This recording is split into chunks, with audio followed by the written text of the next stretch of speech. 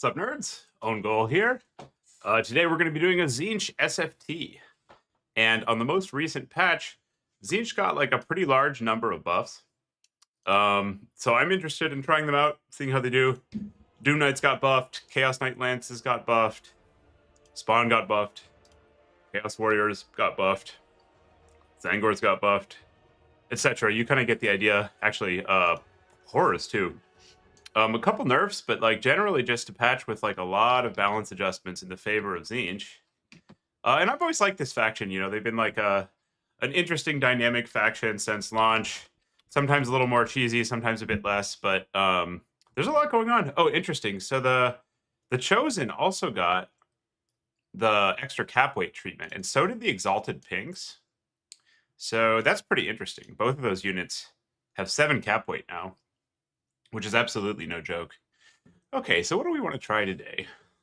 Oh, there's so many things. I'm really excited for this. I'd love to give it a shot when we get some buffed units. The E-Pinks I got a chance to play with a little bit. They're not like the best. I think the Doom Knights are interesting. These got buffed. The Spawn look really strong. I want to try that. Aeson also maybe. Definitely the Golden Griffin. This unit I already actually liked, so that's like a pretty decent. Oh, all the plate thing. I like the iridescent horror hero. Okay, and then we want to do like some changeling shenanigans also probably. Peaceful. The first post. Hello, hello. All right, so we're up against Zegzy, a teammate, stalwart German Total War player. Generally stand-up individual. What are they playing? I went TZ today. How about you? Question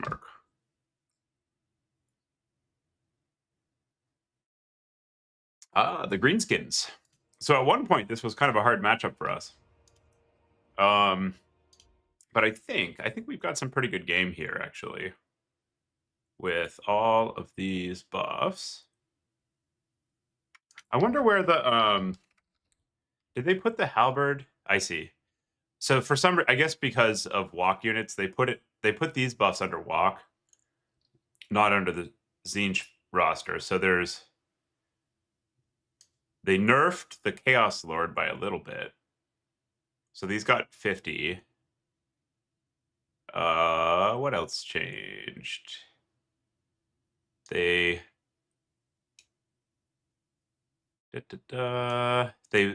added 75 gold to the Exalted Tzeentch heroes. Okay. The Marauder Spears got buffed, which is nice. The Chaos Warriors of like regular swords and halberds got small buffs. 100 off the Chaos Knight Lances is no joke. That's a pretty big buff. Okay. So what do we want to do against Greenskins? What map are we on? For Grombrindle's birthday SFT, we're on Otsuchi. Okay. So what Greenskins is threatening like an efficient front line. And really good cavalry, plus like a bit of shooting to back it up.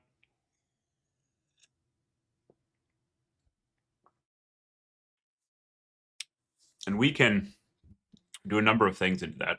Just having my nice morning breakfast coffee. That's pretty good. Made a smoothie.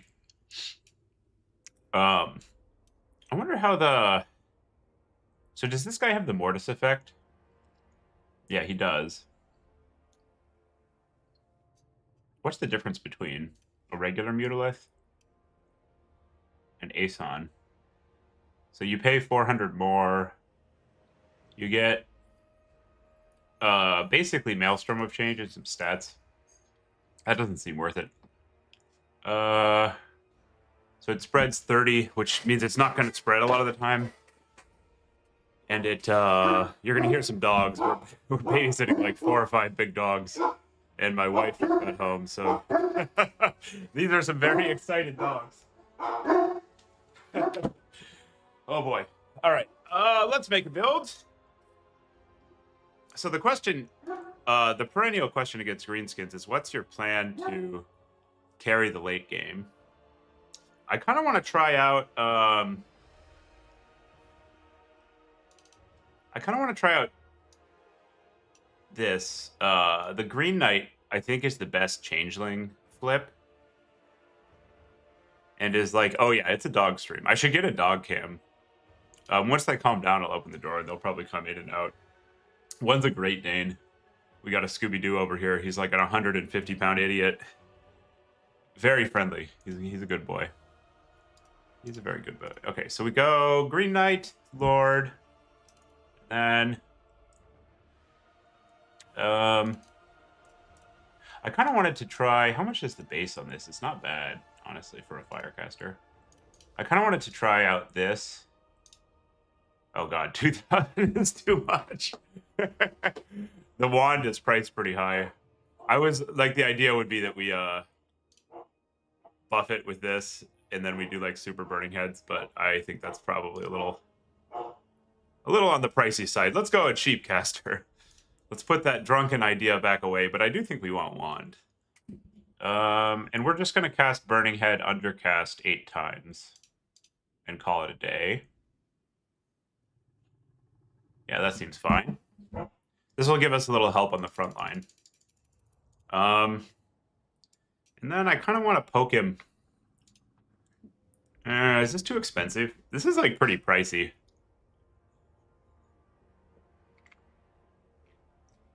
But he's really beefy. He's beefy as fuck. I definitely want to like somehow be able to threaten poke. This is a little risk of getting rampaged and caught, but I think we can just use the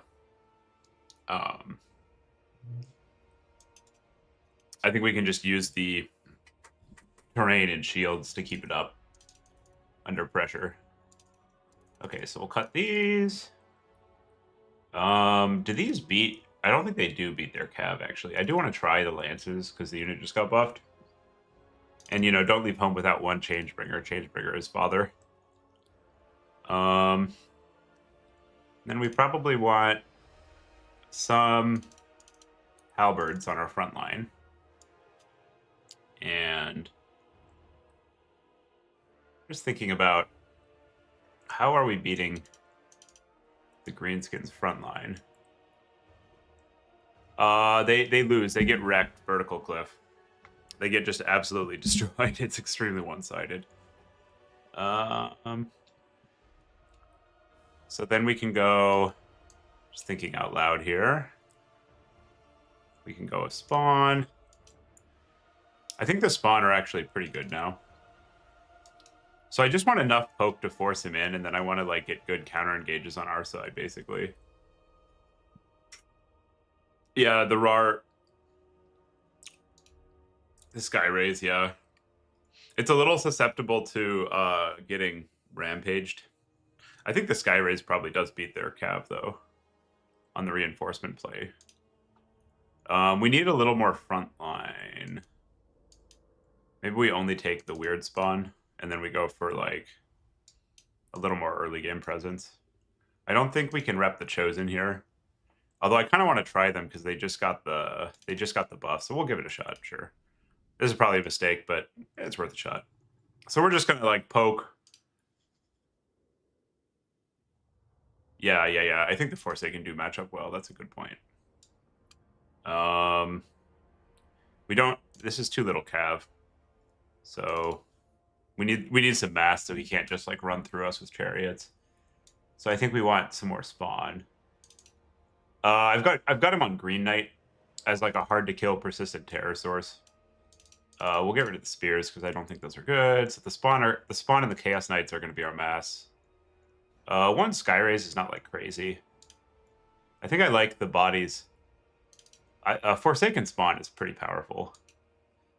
This is not the matchup to test the Chaos Knights actually, because they match up so badly against the Greenskins AP cav. I'm really tempted by Golden Griffin, but we're already kind of maxing out like our SE shenanigans. So we need to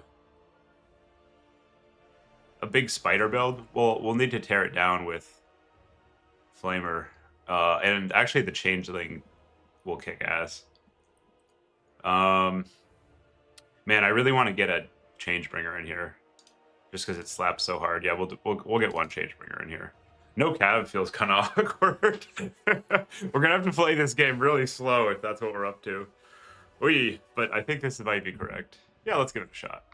What's the worst thing that could happen, chat? Let's go. What's the worst thing that could possibly happen? I think the buffed spawn also will tear down a spider effectively.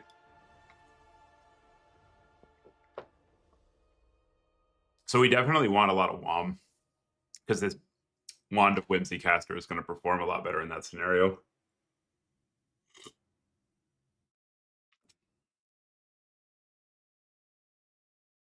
We'll see if Zegzy eats our lunch here.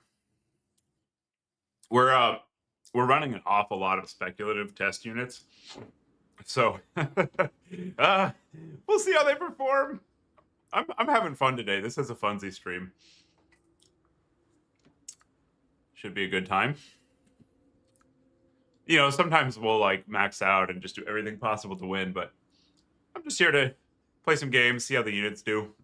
We might win the event. I mean, you know, we're going to try to play well, but what we're primarily about is figuring out how all these buffed units perform right now, more so than getting a particular record result. I'm really curious how so before the Chosen actually could be pretty good against factions like Greenskins in terms of trading, but you would just get pushed out on the point. And with their buffs now, I think you're going to be able to like hold a lot better. So it's at least like interesting, you know. So we're going to position this guy so that we can screen for it effectively. And then we'll have this on this hotkey. Put this on the kite. And then I guess we'll play it pretty tight so that if he dives, we're well positioned for that. All right. Off to the races. GLHF Zech. Here we go. Ooh, still waking up, chat. Nighty night, Dark Horse. Yeah, hope you enjoy the replay. It's been good seeing you around. All right, we push out. And we're going to play this pretty slow, I think. Because this is going to be a value game, not a tempo game. So we have all the time in the world. I wonder if we accidentally click on this, if we can cancel it with a Dolores Blade. Okay, so he's taking regular Boar Boys, because Zegzy is a Land Battles player. I don't actually like that unit in Dom that much. We can't see right now what caster he's gone for. I would like to identify... Savage Orcs is kind of a bold choice into Tzeentch. I would like to identify his caster if at all possible. I don't see a Lord, so he probably has the Rampage Lord in there somewhere. So we need to be a little cognizant of that. And he's gone for a backline of Error Boys. Okay. So just like your typical wide Greenskins build. We definitely can't take this fight early. And we need to be careful here. Because he's definitely representing... I guess I'll try to go find the Rampage Lord with my Green Knight, because this unit can get rampaged and just kind of like tank it. And we do want to build up here. The biggest challenge is going to be that ranged backline, I think. Like that's going to give us some real trouble because we're pretty wide. Okay. So we need to scout out his Lord, definitely. We'll move you over, get some counter poke. Don't get harassed by that. And I'm just not showing him the Burning Head caster. Because if he knows that we're rocking that, he's going to be able to deal with it effectively. Get a little poke here. And we definitely, I think we want time to elapse here. So there's no real impetus for us to like early engage too hard. Oh, fuck. Okay. Well, there's the impetus. I thought we had him screened, but my brain is tiny. Let's get these out of here. Just select and spam click. This might be a pretty bad initial engage for us, honestly. Unless we get the derpy knockbacks. We really need these guys to be functioning here for us to do okay in this game. Maybe we can get us Lord, actually.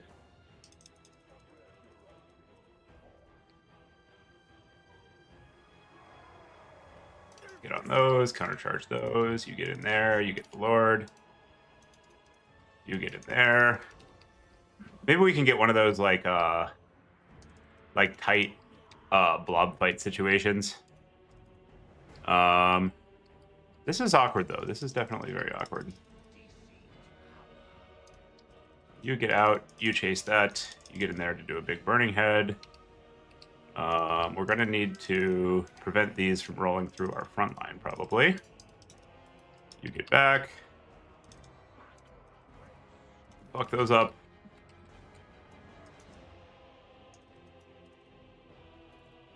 More spawn. This looks very bad, actually, because his shooting backline is totally safe. But we might be able to just roll through here.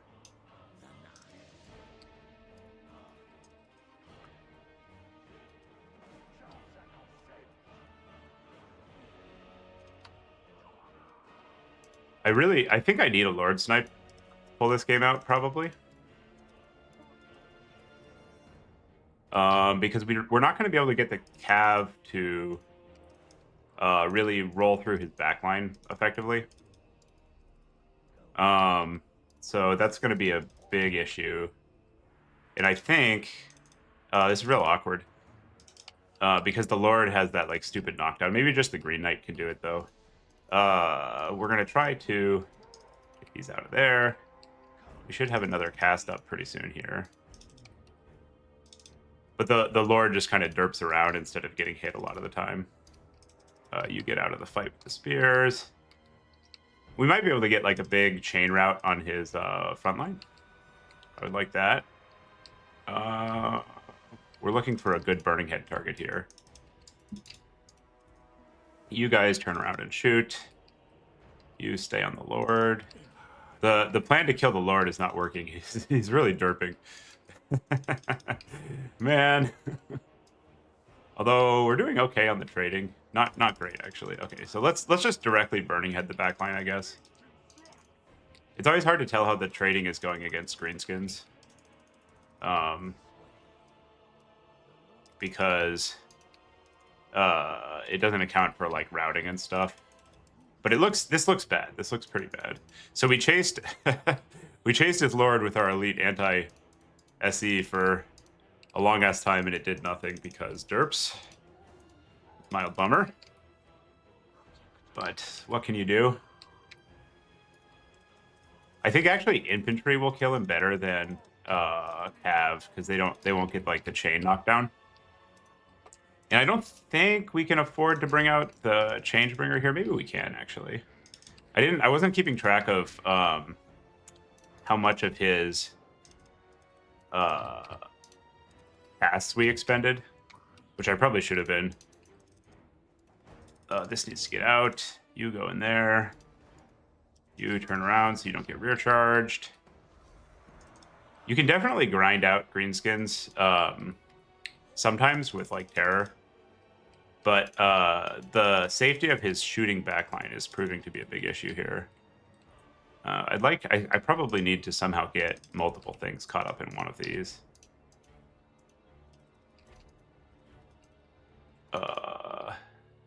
Yeah, let's bring out the Changebringer.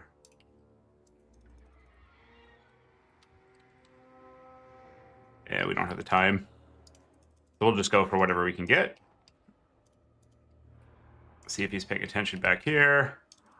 We're taking high variance plays because we're pretty far behind right now. So we're comfortable with plays that might not 100% work out because we need to get some things going our way to get back in the game. Hey, babe. We're on stream. Thank you very much. Got a nice pastry from the wife. Perks of marriage, everybody. Just comes into the stream, brings me some extra breakfast. Man, I'm a lucky man. Just count my blessings today, for it is pastry day. Somehow, man, it's so confusing, like exactly how some of this stuff works, because like we're way behind on value, technically, but then also, oh shit, he got the. Okay, well you guys get in there.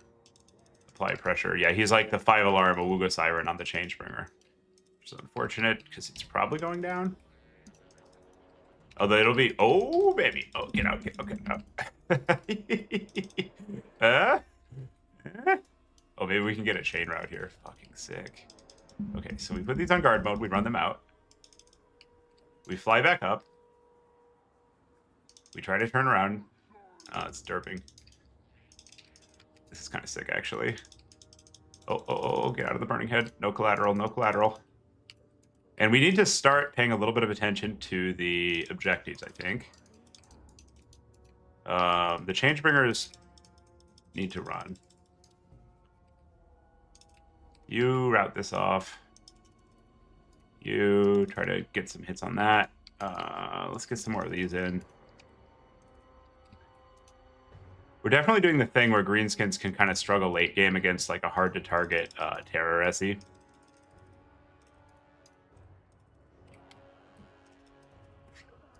But I'm worried that while we will have a temporary rally here, his vastly superior cav will carry.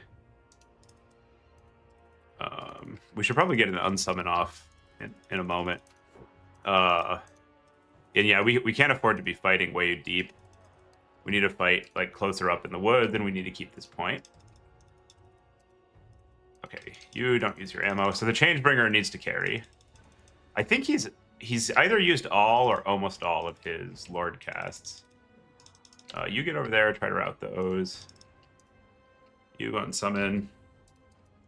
You guys get in there and cap this point, so we're not in this like crazy 3-cap situation.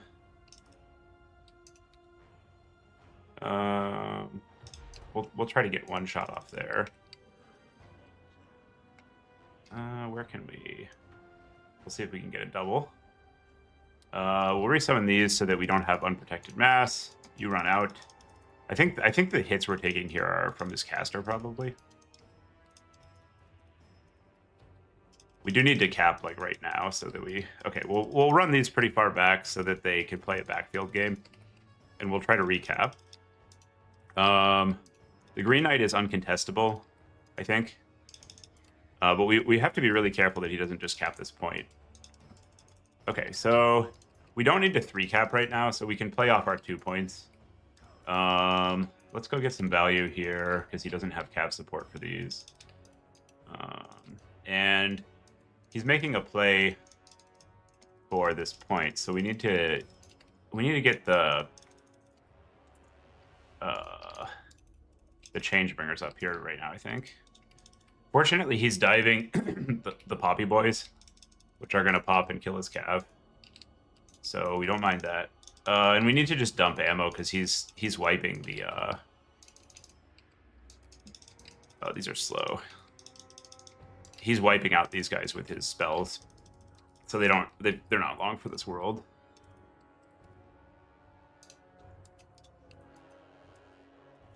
I could run back, but I want to get like a couple volleys on key units to tilt the fight more in our favor. Oh, shit. Okay, well, we got one volley. And now we're going to try to get a good cast at this if we can. I guess these guys go fight there. You fight there. And maybe this will turn the game. We'll see if he's paying attention or not. We need to mass support these. And we're in a little trouble on the cap weight department, to be honest. I would like to get a big terror out right now. Because what's going to happen, he's going to be able to summon a bunch of cav. So even if this is like pretty close, there's a significant chance that we lose when he swarms one or the other point with his cav. Oh, we should turn off guard mode here. So this is gonna be right down to the wire. Maybe we'll get to use the chosen cap weight. Okay, so we don't have anything to summon here on the Zangor front. I mean, this is like the classic greenskins late game suck. Let's see if we can unsummon this caster. You guys get in there. The like Green Knight style units are just an absolute menace for them. Okay, you get out there. You guys fight there. Please route. Please route. We don't have enough time to like fully grind out here. Even if our caster is or our lord is just routing everything, we kind of have to deal with these multiple points, which is quite awkward indeed. Here, prevent that. You unsummon if you can, so we can get another mass unit in time. This is going to be real close, but I think he's got us here. I think Zeg's got us. Unsummon, please. Send in the Zangs. You go get on the point. Fortunately, the spawn are like pretty hard to to get through because they're unbreakable. So we can at least like body block his stuff. The issue is that he's winning the fight. Yeah, the spawn are like okay-ish, I agree. I think that's exactly the correct assessment for that unit. And we do have a little bit of inevitability just from like the Green Knight routing everything like crazy. Okay, we'll send another Forsaken. I think we're actually winning this fight. I was not expecting to fully win the fight. But yeah, we definitely don't need to 3-cap here. So it's just the Green Knight is slapping so hard. And we should keep these where he can't just clear with his archers. We might want to go for a bottom cap. I think I can hold. Yeah, I'm gonna, because he's got like quite a bit of time to push through right now. And right now he has all these ranged units. So what I'm gonna do is keep stuffing his push, but threaten this bottom point. Because if we get the bottom point, the game is just immediately over. Whereas if we fight him here, he's got a pretty decent amount of time to push through, even though we're like probably holding. I think we have enough time to take the bottom point, and then, oh yeah, there we go. So it's actually connecting now. I'm gonna get the. I don't really know what governs when these hit or not. It's like very unclear. I know it's the flinch thing, but I don't know what the flinch rate on the that lord is. It appears to be still pretty high because we were like definitely not connecting as much as we would like. But if we can pick off the lord, I guess I'll send in the Forsaken to do that because they won't knock him over, and he doesn't actually have 53. So on the charge they should be able to connect. Let's see if this works. And then we can just kind of stuff him, take bot, and that should hold. I'm really curious to see how the spawn did this game, to be honest. And then he doesn't have anything for the Green Knight, basically. The Green Knight is his father. I'm liking how the Tzeentch spawn Forsaken late game plays, where they're like pretty sticky units. Okay, so we got a 3-cap. So now we just need to hold for a little bit, and that'll carry it home. I'm pushing out, which will put us at a value disadvantage, definitely. But the problem is, you know, if we like walk away from all these units, then he gets to shoot us in the back. And we have to play a little carefully here, because he can definitely like back cap some of these points. I'm actually going to yeet the Green Knight onto the point here, and he can just deal with these spawn that are stuck. And then I'm actually gonna waddle a halberd over here. It'll take about a minute to get there, but basically this is a hedge against. It was the best summon we had at the time, and it's a hedge against him successfully recapping. He's gonna have to also like hold through this halberd bot, which I think is gonna be a big challenge for him. While the Green Knight just chain routes every green skin that sneezes in the middle. Oh, it was Zesty. Was I forgetting Dolores Blade? Thanks. Yeah, there's a lot going on. It can be... Chat sometimes helps you out. Sometimes. Love you guys. Yeah, all right. That was a good game. That was real close. I'm very curious. So I think a bunch of the spawn got 2 summons. Round 1, TZ, GS, Zigby.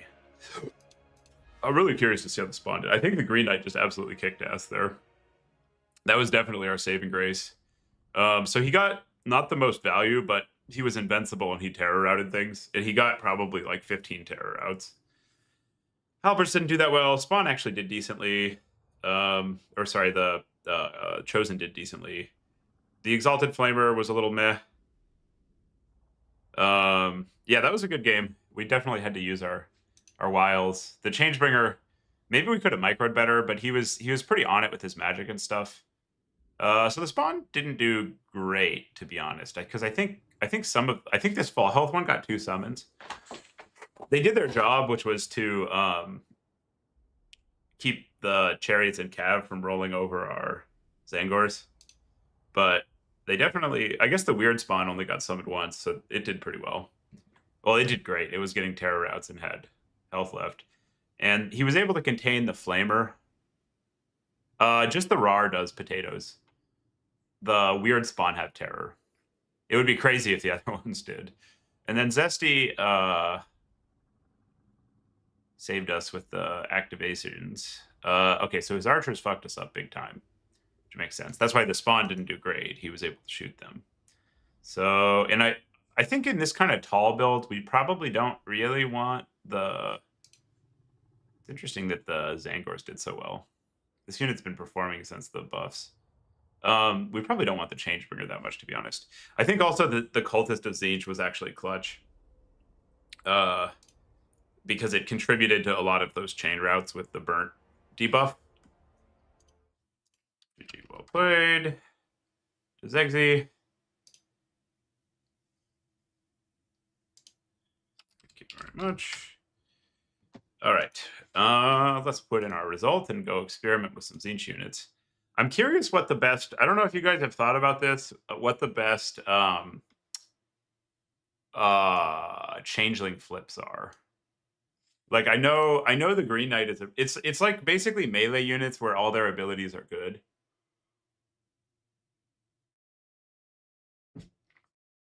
Or like Oxyodal type lords, perhaps. But lords where they don't have spells and the unit itself is like already competitive. And then also it doesn't have any like terrible abilities that drag it down if you have to buy them like you do with this. I'm not really sure. There's got to be some other... is our result in? I'm just make sure we're not holding up the event. Own goal. Yep. Zegsy put it in. Cool, cool. Okay, so what do we got? What can we take? We can Aecold? Does that work? No, probably not. He looks like he has some like iffy... There's no way 2k for an Aecold is worth it, right, chat? Maybe a Lethanar? What do his abilities do? That's a lot. 1900 is an awful lot. Snagla, maybe, yeah. Misled. I don't think... I have a hard time seeing a Lethanar getting 1900 damage. Ooh. Ooh. I actually kind of like our Nessa at 1400. Because she's got a... This net is a really good net. This is like a 18-second net, and it also has a big MD reduction. Yeah, we can... I'll check out Snagla, too. This actually looks legit. Does she get her aura? There's some weirdness with the Changeling where, like, you don't always get all the abilities of... I don't know. I don't understand how this works, like, if it's just a bug. But you don't always get all the abilities of the Lord that you flip. Can we... If we take unit caps off, can we take multiple Changelings? How do we do... Is there like... Oh, yeah, allow multiple Lords. Can we take the same Lord? Yeah, there we go. So we're gonna... This is a fun concept. I just want to see what some of them do, you know? We have a lot of... Imagine if you could do that.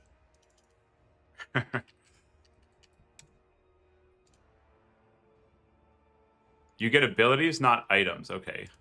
Wait, so does that mean with Aranessa, I get the anti-large aura. What was the other one y'all wanted to look at? Because I know Nakai for some reason doesn't get his AoE aura, which is weird. But I wasn't sure if that was like a bug or what. Snicketch is interesting. Who else is interesting? Snicketch. We'll get to Snagla. I'm just going through the list so we find them all. Epidemius probably just doesn't quite cut it. It's got to be stuff that, like, how much is Felix? Too much. It's got a Gorich maybe. It looks like Gorich has some bad abilities though. 2250 is too much. Golg, no way is this unit worth 2k. No to Gorok. Gorbat actually might play. Oh, the Gorbat aura on top of Chosen would be pretty nasty. That's not... Oh, 1800. Actually, that's too much. Wait. How does this work? That's 18... So the price here is the price after you strip all the stuff. So that's what we end up paying. Yeah, Tzeentch I can definitely see. Greasus with his buffs might also work. Although, again, like, I think he has some kind of iffy abilities. Yeah, like Grom is good, but not at 1950. Like, there's no way you want to spend 500 on all that random bullshit. Breakfast. Herald. Oh, law, you can do Herald. That's kind of sick. Against, like, specifically VC. You just roll up with... Does Hellman by default come on his card, or do you have to take the card? You have to take the card, right?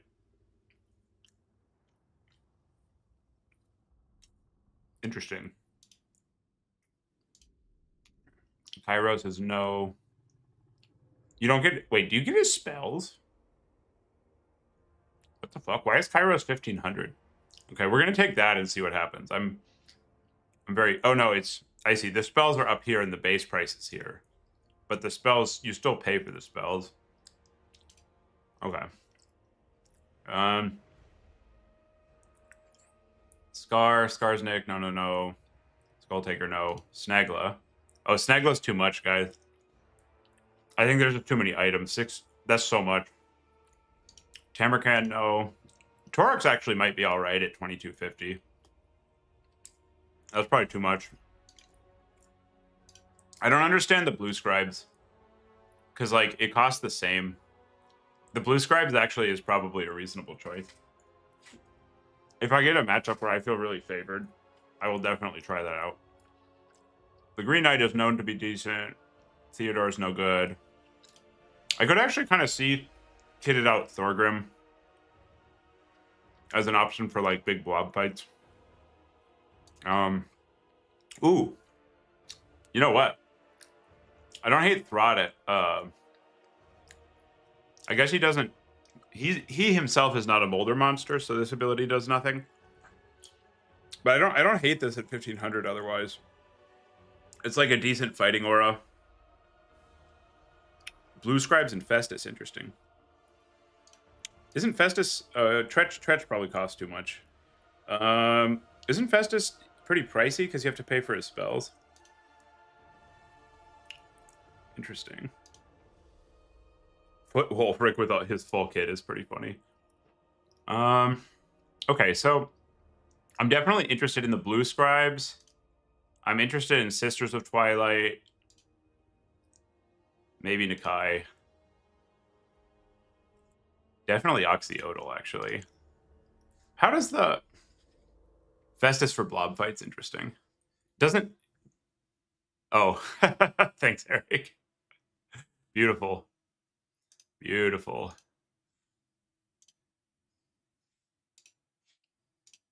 Yes, sir. TZ. What did you play today? Also, no peeky, Eric. No peeky at the stream. I'm not going to put a blocker up. I'm just going to trust that you don't peek at my build. This is a trust-based community most of the time. No, it's all good, man. Also, stop watching the stream. Whoa, what the fuck was that? Oh, he has a decoy. That's crazy. Okay, we just need to flip these real quick, and we can go play. Okay, so Aranessa, for some reason, doesn't get the anti-large aura. That's weird. Okay, so you're paying for the anti-large aura, but you're not getting it. That's dumb. Snickitch gets his full kit, I think. Kairos. Wait, do you pay 1,500 for Kairos and get all his spells? We'll have to check that. I probably wouldn't do that in a game because that feels like it's a bug if that's how it works. So that shouldn't work like that. I bet I just missed it and you pay for his spells. All right, let's go play Eric. He's playing Khorne. Interesting. What do we do against Khorne? We can do a Mortis Blob. We can kite them. Lots of options. They probably can't beat our Air Force. They have some rampages and stuff. So we could go like... We could open pure air. And just kill them with Changebringers. That's an option. Wait, okay, so is Kairos? I need to see if this is bugged. I'm not going to do it because this would definitely be a bug. Okay, no, you do pay for all the spells. That makes sense. Khorne has enough magic damage that we're probably not Team Green Knight, right? It would be fun to blob them. We could go like... This would be funny. We could go like the new... How much do we have to pay to get fully statted out buff Greases? Oh god, that's a lot. Damn, that's probably not worth it. I was like, the Greases blob is appealing. I also, it derps out and takes away some of the auras, so I bet he doesn't get... I bet he doesn't get all his item auras. Okay, so maybe not that. Maybe not that.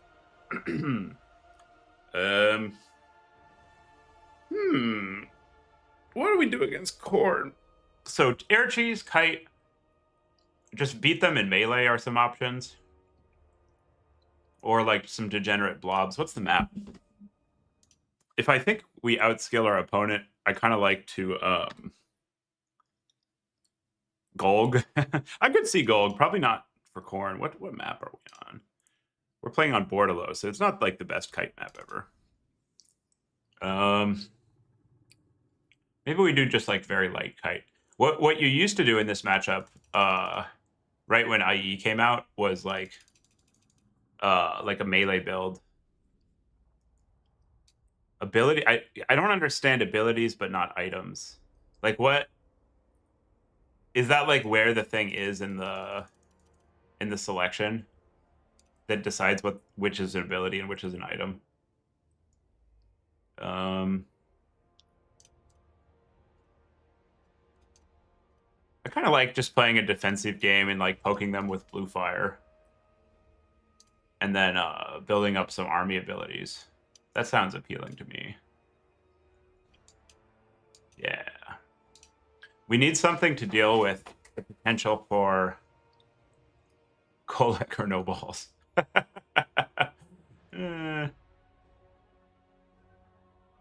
Doom Knights. Why do we need air dominance? Can't we just beat them on the ground?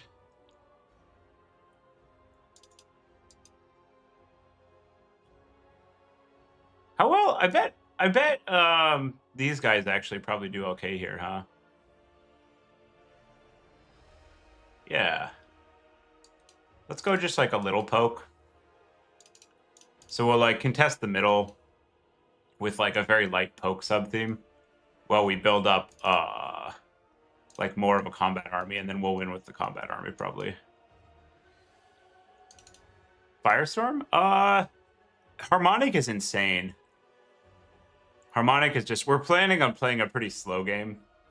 And Harmonic is just like a fully busted spell. So... Our Lances are doing... I feel like I want to try the Lances. Like, this unit seems like it should be okay now to me. The other option is we get like a Mutilith out. We could do like a late Mutilith summon after we deal with his answers to it. That probably slaps. But we have all these spawn that we need to summon, so maybe not that. And then we go like 1. Oh. Delicious scone. Or we need some Forsaken, because these are probably pretty good here. So maybe if we're taking the Slaanesh Chaos Knights are good. Interesting. Is there other mass? I don't really want any of these, because they just lose to Khorne dogs. Khorne dogs. We can try the spears, just as like a 2-of. For a we can go like one less, just to fight his mobility late, and then we go like. I like the Zangors after their buffs. 0 shooting other than these is a little awkward if he brings like. I think not this game, because I don't want any of the flips, and I do want a Kairos. Big stretch. Woo. All right. Yeah, I like the Sour Guts enough. I feel like this unit should mostly always just show up. Maybe we go like one less halberd out the gate. The spend is awkward. Spend is pretty awkward. Fine, we'll take our 4. Like the initial halberds that you summon are basically like the complement of halberds you're gonna get. So, however many you want, you're gonna need to bring them in the starter. And then, oh, perfect! Look, we can test our Chaos Knights. Okay, now let's try it. Should be fine. What's the worst thing that could happen? We're testing a cohesive idea here, which is that the Chaos Knights are good now. I think the Lances were always like sort of fine, and 100 is a pretty big discount.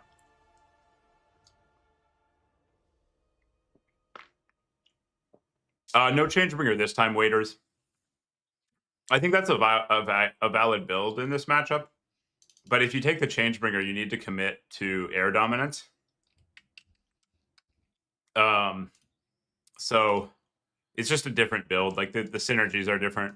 You take like a bunch of like flying units that are less stat efficient. Basically, like in this build, the Marauder Javs are playing a similar role, and we're attempting to have like higher stats and play more defensively, and then we're going to overwhelm them on the front line after we poke them down a bit. And the Changebringers just go in a different game plan where you take these like units that don't have very good stats. Okay, let's get out there. So I don't actually know who wins the Poke Fest. If he's got like double skull cannon. I think one Kairos poke plus Horseman jabs probably win. But I'm low confidence on that.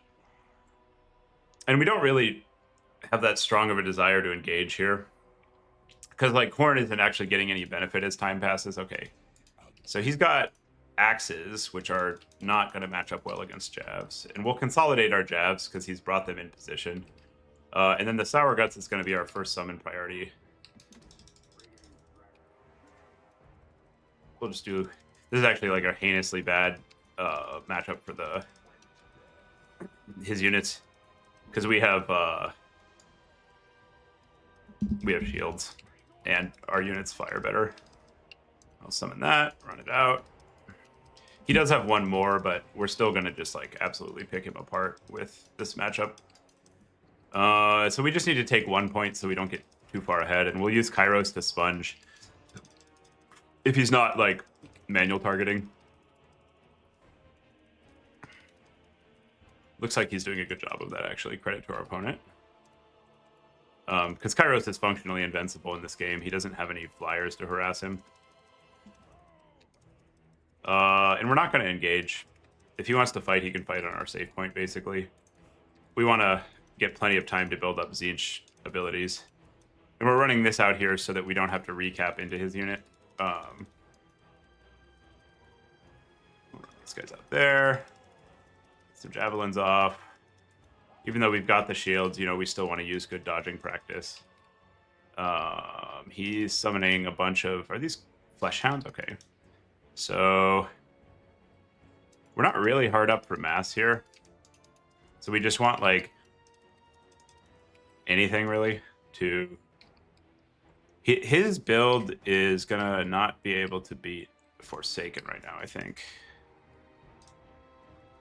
I would go for something else, but are these Chaos Warriors? These are just Marauders, okay.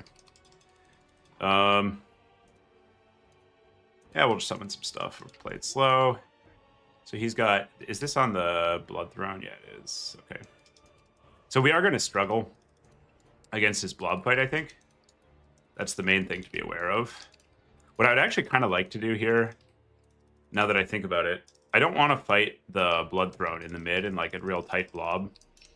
So I think what's back here on this point? Marauders, okay. What I actually want to do is spread his formation out a bit. I think we have better mobility play. And I want to make him need to navigate between... I guess if he's going to just walk into these, we will put some damage on the Lord, even though it's basically invincible. So we got our point. We have plenty of time. Not really forced into any engages here. If he gets a little bit closer with these, we're gonna use our net. Yep. There we go. Because these, we can basically kill these with run away there. With these halberds.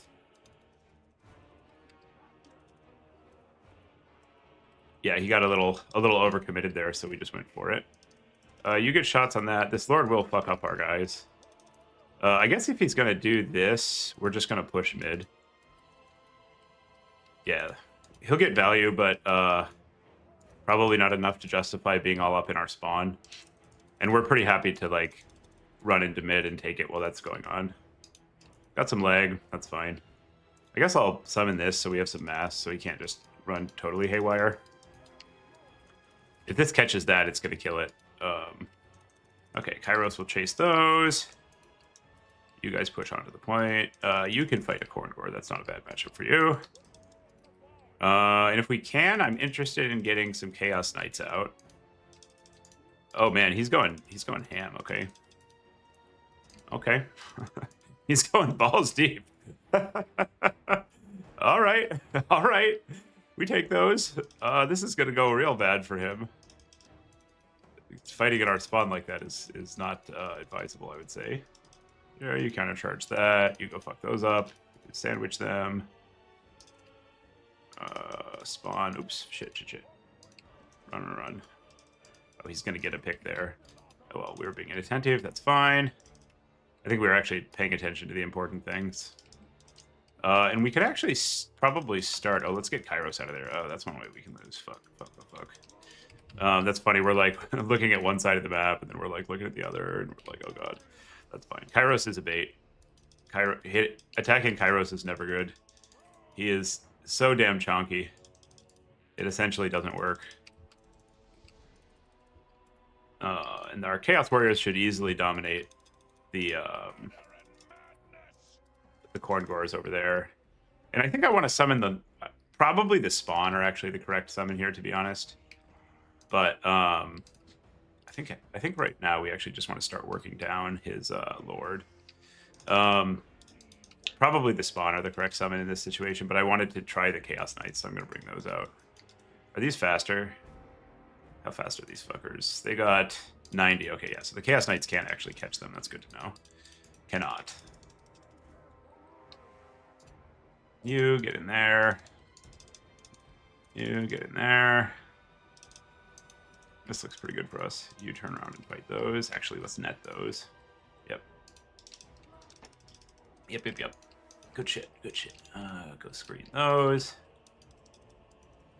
See if he's paying attention. Sometimes you just check if they keep... Ooh, Wrathmongers. Hello. I would like to shoot those. And at this point, I think we're just going to summon kind of mid units, like our Javs, because all we really need to do now is like take out the Wrathmongers and keep his skirms from doing too much damage, because we're like pretty far ahead on value. And we can do the thing here where we've taken some Jav shots with our Knights and we just roll them out. The Wrathmongers are of a bit of concern. as is the Lord potentially healing up and grinding us out. The Khorne Growers over here are doing a little better against the Chaos Knights than I expected. Okay, we've got a big spell. It's not very efficient here, but I am actually just going to drop it on the Wrathmongers because just his Lord isn't really going to make any progress this game. He's got to, like, do the Lord and also something else. So I'm happy to burn a spell somewhat inefficiently to... Oh, that was nice. He just pushed them through. That was a really heads-up play. I respect that. Okay, we'll get a free pick on that unit. Run away from those. Shoot those. You get in there. A weird spawn, get in there. It was still a pretty good trade on the Chaos Knights for the... I wonder how much damage... Let's see how much damage Spawn can get on a charge into Wrathmongers. You shoot the Wrathmongers. You go countercharge the Fleshhounds because you'll fuck them up. You run those down because we're low ammo and less valuable. You don't get picked off. Bait but don't die, you know. Let's take out the Furies first. And I'm glad he's chasing Kairos because that's not going to do jack shit. Oh my god, okay, so the Wrathmongers, unsurprisingly, decimate the spawn in melee. Alright, well, that's good to know. That's very good to know. I think we already kind of knew that, but sometimes you gotta just, you know, give it a button press and see what happens. We will get some cycle charges off on these Wrathmongers. It's a hell of a unit. Wrathmongers are a hell of a drug. Okay, so rather than, like, sloppily go out to this other point, what we're gonna do is keep our stuff pretty tight here.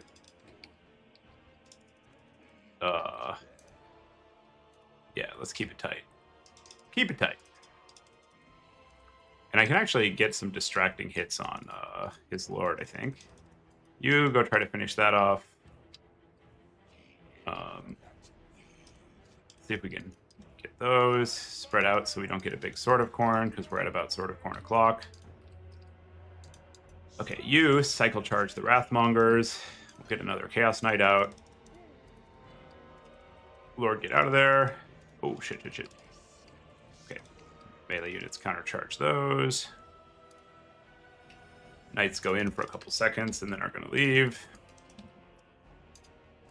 They do pretty good damage. The magic damage is kind of nice there, actually. And I think I'm just going to start popping his Lord with these things because we can definitely grind it down.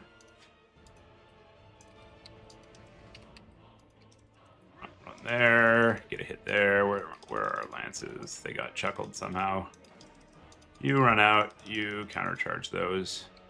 I don't want to fight the Wrathmongers if I can avoid it with the knights. No, now we can fight. Khorne Growers, huh? You get in there. Could go badly for us, honestly. But we're going in. I need to get these Wrathmongers handled. They're gonna fuck our shit up. Can we get a spell?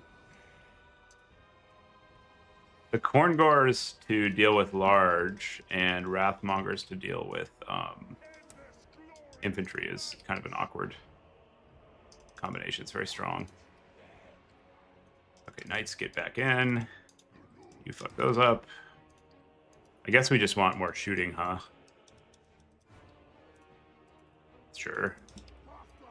Get a charge off. This still looks pretty good for us, but it's a lot closer than I was expecting it to be, given how that early game went. I'm definitely impressed by the performance of the Wrathmongers here. Okay, so Kairos is going to get out. Those are going to run in. Buff this just to help finish off that. And I'll actually net him so he can't get away here. And yeah, just send all our shit in. Because once we get the Lord pick, it's pretty much over. There we go. Easy. AH, round 2. Eric. That was a pretty good game. Very well played by Eric. Lots of like heads up reactions to our abilities and spells and good unit selection and positioning.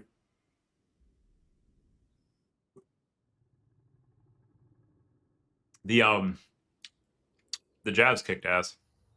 It was a really good performance. They were also taking a lot of enemy fire.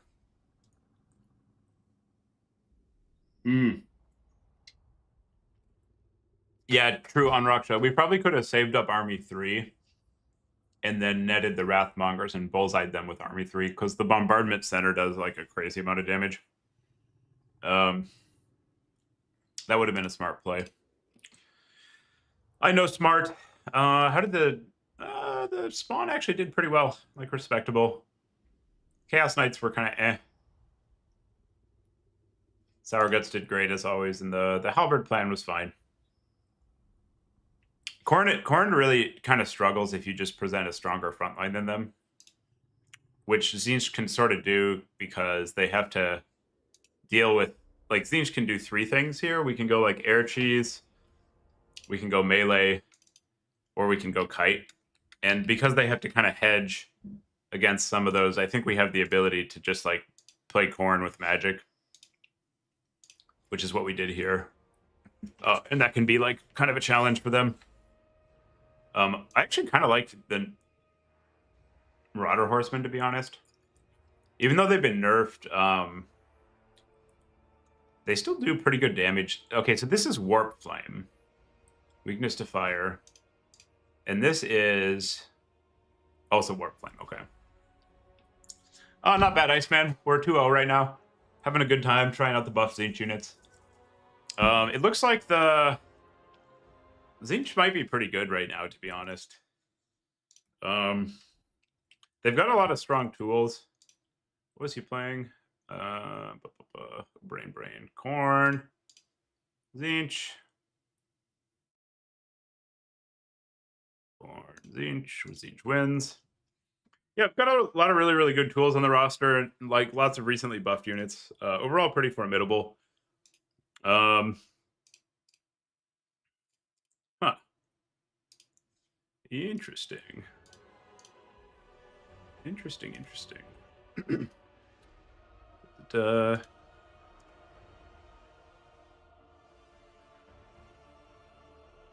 Just looking at some replays against High-Z. Okay, I gotta go into the restroom and get some coffee. Back in 2 minutes. I'm just gonna play this replay while I'm gone, so you guys have something to look at. This is the tournament winner from yesterday in the big international invitational. See you all momentarily.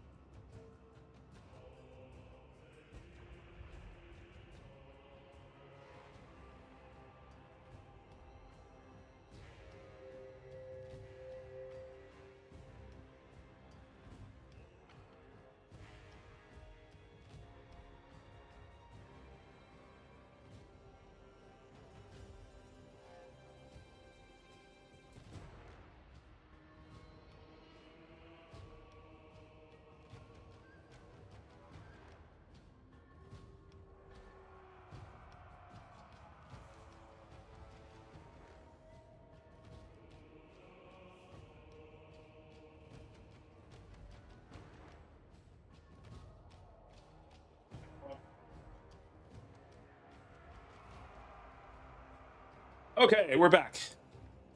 This was ill-conceived in terms of the camera. What's that, babe? Yeah. This was ill-conceived in terms of the camera angle I gave you all. Jade Wizard on Griffin, I think is fine. The nerf to Flock hurts. Okay, next time I'll pick a better camera angle for the... I have to make some coffee replay. This one was the tournament winner. We zoned his Bone Giant out with like a little push. We got a video on this from yesterday. And then he just didn't have anything else to deal with our Ice Witch. The Sorcerer or Cultist on Shrine? Yeah, I wanted to try that. I have a hard time stomaching a 2,000 gold caster. But you do get some stats for it, and I kind of like the idea of like a Final Trans Shrine caster against like VC. So you like charge it up on zombies and stuff, and it gets the 30% from the Shrine, and then 60% more from Skull of Catan, and you pop like an OC Final Trans for like 6,000 damage. So we might try that if it comes up, but it's still like it's hard to justify a 2,000 gold cost caster basically. Coffee is life. So in this game, basically, we just kill him with this big lord. His Bone Giant did do pretty well. Bone Giants have been so inconsistent for me. Like, they have a hard time taking out arty models, but they do good damage into, like, Cav and SEs. Also, I love it when the Grom runs out of ammo and you go for, like, melee Grom.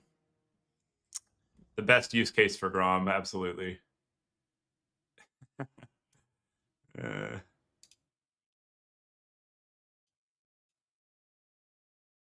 Let's see. Okay. How are we doing with the tournament? I think we got... probably everybody's done. I'm curious about the...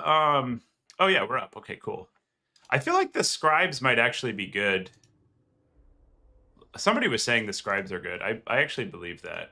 Oh, well, maybe we can try those. I think while you get 6 spells, what's changed recently is they've buffed a lot of the worst spells. So, now you can, like, kind of tell what the either the best spell or the cheapest spell is. Because you get, like, how does it actually work? You get a random one.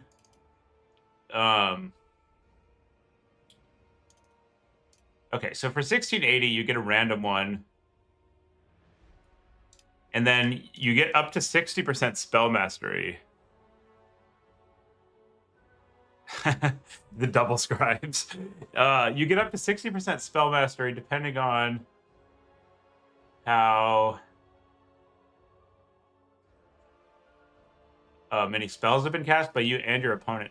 This is confusing, though, because it doesn't look like they have even a disc. They have, like, the offensive stats of the Burning Chariot, but they don't have the health of it. They have this, like, squishy little... That's weird. Huh. 7.2, 225, 75, 7.2. And this guy shoots at 225, 70. So they're like a RAR of the Herald that's shootier. Why do they have so little health? That's so weird. Is that just, like, a bug in the unit settings? That's bizarre. Oh, well. I guess if they're, like, in threat of being killed, you can transform. Let's ask Opal what he's playing. I'm on Tzeentch. How about you? Question mark.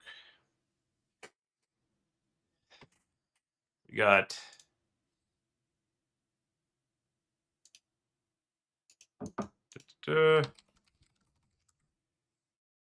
What's Opal up to today? Is he lizards?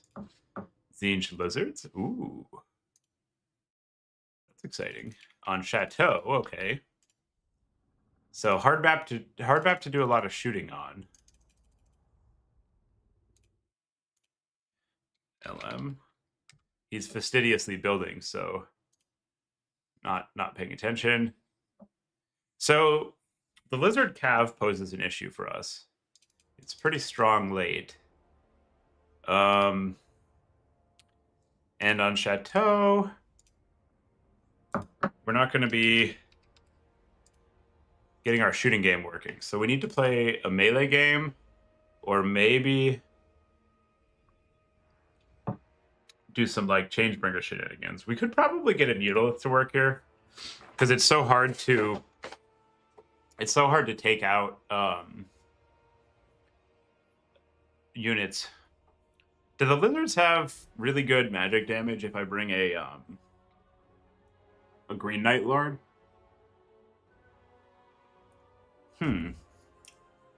They probably do.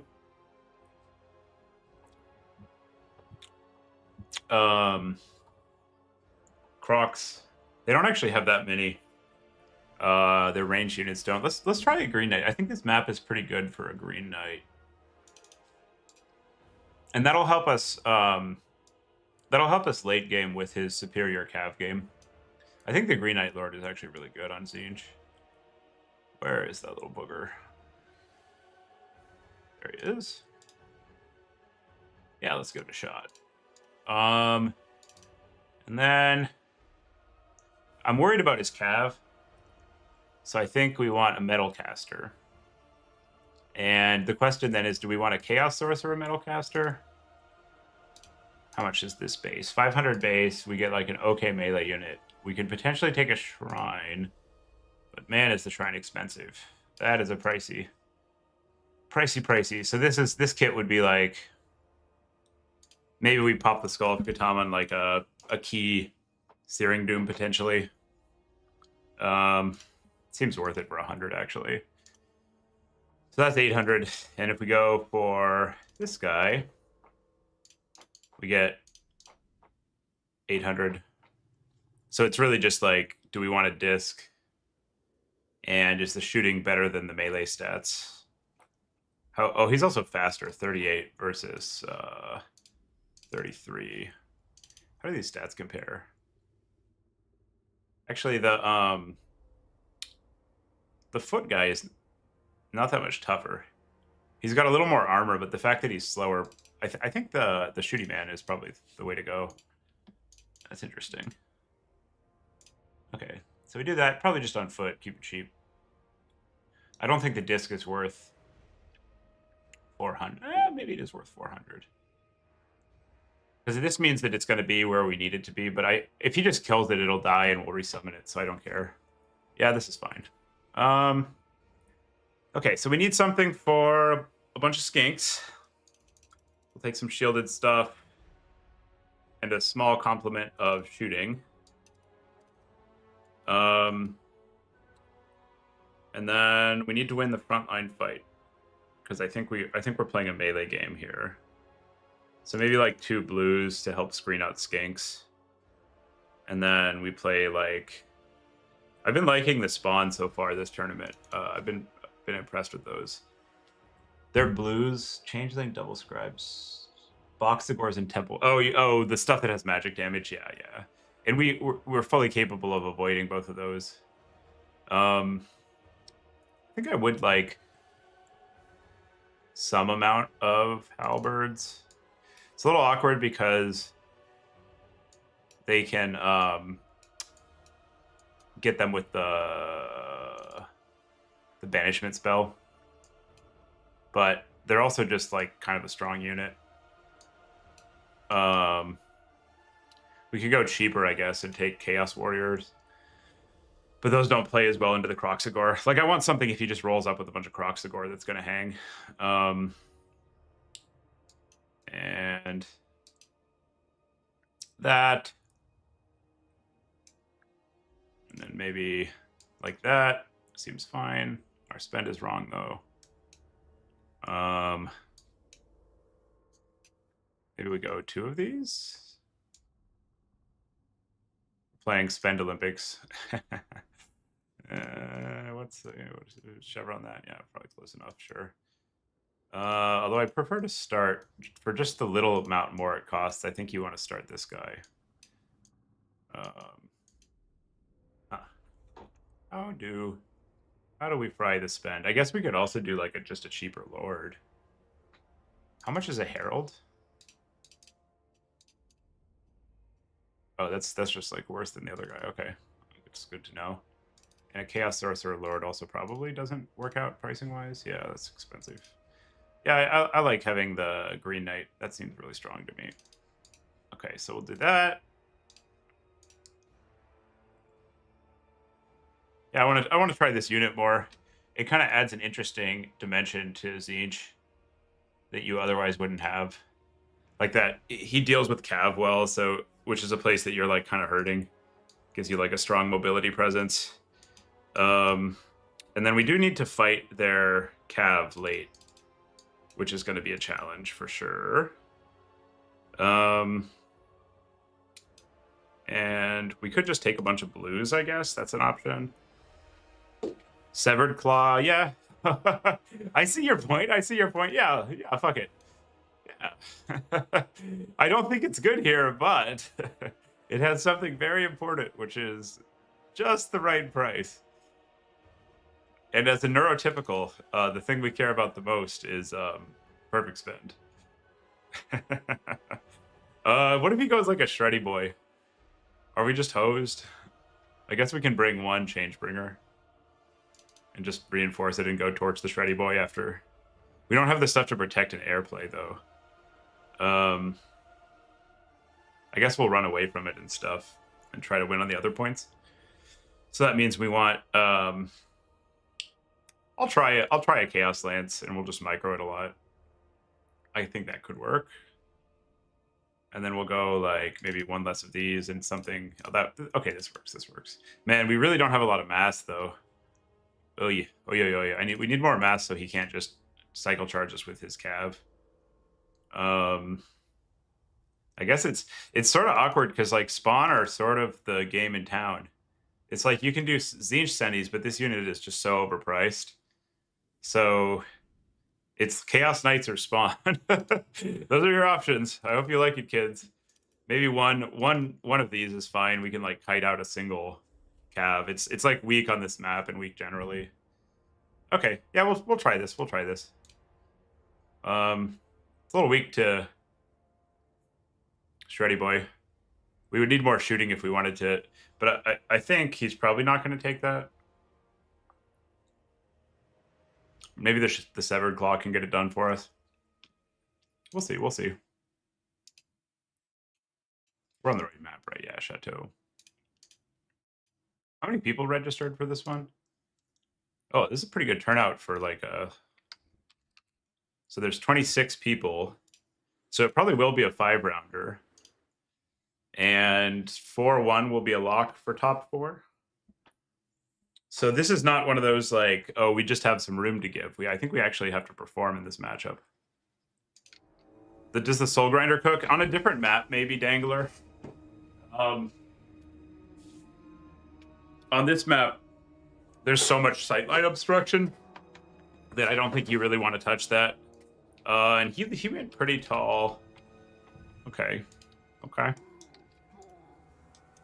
Oh, and we're going to take our halberds and try to just park them on top of the hill. Because we do, I mean, the thing we have going for us in this build is that we have, like, probably a better blob fight than he does. So we want to, like, get up where it's hard to shoot and take advantage of that to the maximum. And I guess we just insta-transform this guy so we can get him up there faster. I think the Green Knight might actually do pretty well into the Shredder. Or not the Shredder, but the Feral. I don't think people are bringing the Shredder much since they nerfed the Artie. And also, he has too many units, unless he went like all Skinks and Shredder. All right, let's give it a shot. Go up the hill. He's very ready for, this is funny, he came expecting Changebringer cheese, and we just didn't do that. I love that about Tzeentch. Like, they do actually sort of have to respect the potential for the cheese. And I'm going to get this out just because I want to it can be pretty hard to play a late value game against lizards. So it's really nice if you can accumulate some kind of a points lead. And so I'm summoning an early skirm calves because he has these flyers. So I want to be able to control some space. Okay, so he's got... Oh, that's going to fuck our shit up. Oh my gosh. Chain lightning. Okay, we need to be cognizant of chain lightning for sure. And I think... So he doesn't have a lot of magic damage here. We do want to get our caster out too. Get you out of there. You go up there. Need to be careful about taking too much damage. Okay, so this is going to be a value game almost certainly. He's pretty well set up for our build, to be honest. It's a little bit awkward. And we do want to get the...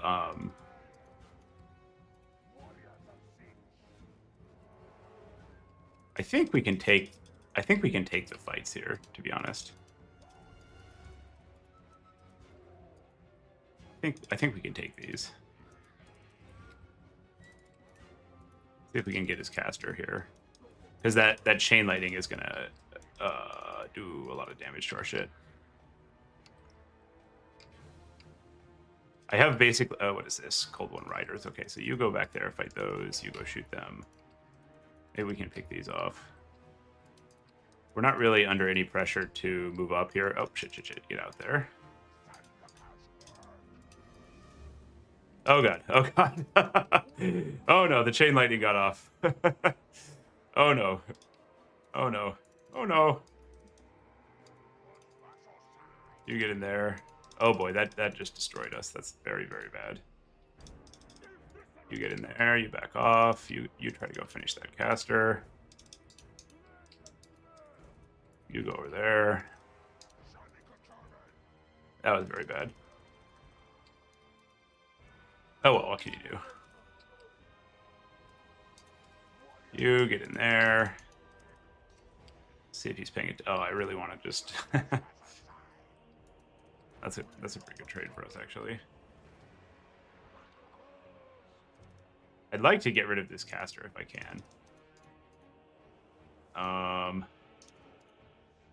Okay.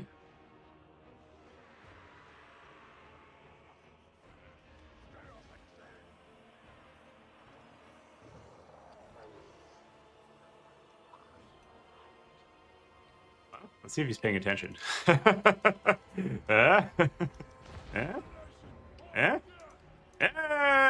He's not. Fantastic. Sometimes you gotta check. You gotta see. The keeper is not always awake.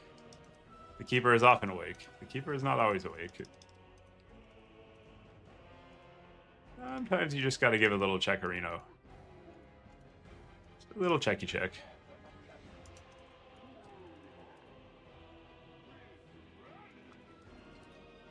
I'm not sure it's actually like that big of a blowout or anything, but it feels good. We feel superior, which is really what this is all about, if we're being entirely honest. Okay, so we need to be careful here, because he can... Man, this operation kill the foot character is not working out. I give up. Run away. We need to go on higher value targets now.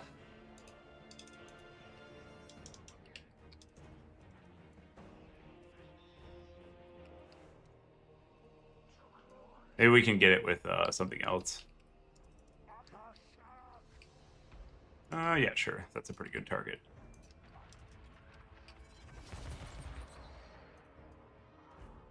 And we want to fight these. So... what do we want for that? Probably not a Chaos Knight. Probably a Spawn, honestly. So we'll get this guy in here. That's a Basti. That's a Rev Crystal. He can probably assassinate the Rev Crystal. Okay, those are going to fuck that up.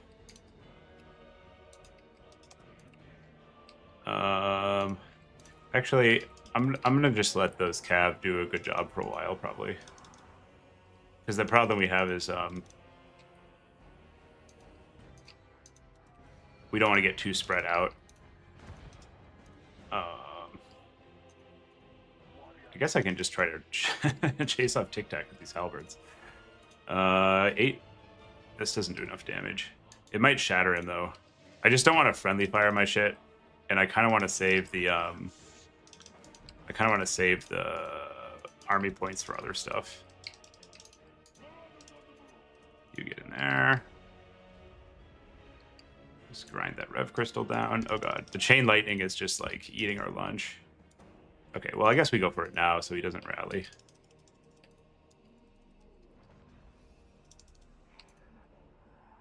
Yeah, the chain. I'm very, very impressed with the Chain Lightning right now. That should be enough for a route. Come on, come on. There we go. Okay, now we focus on other things. I think this Skirm Cab is actually going to do pretty well for us. What is valuable that we can hit? No good targets right now. Okay.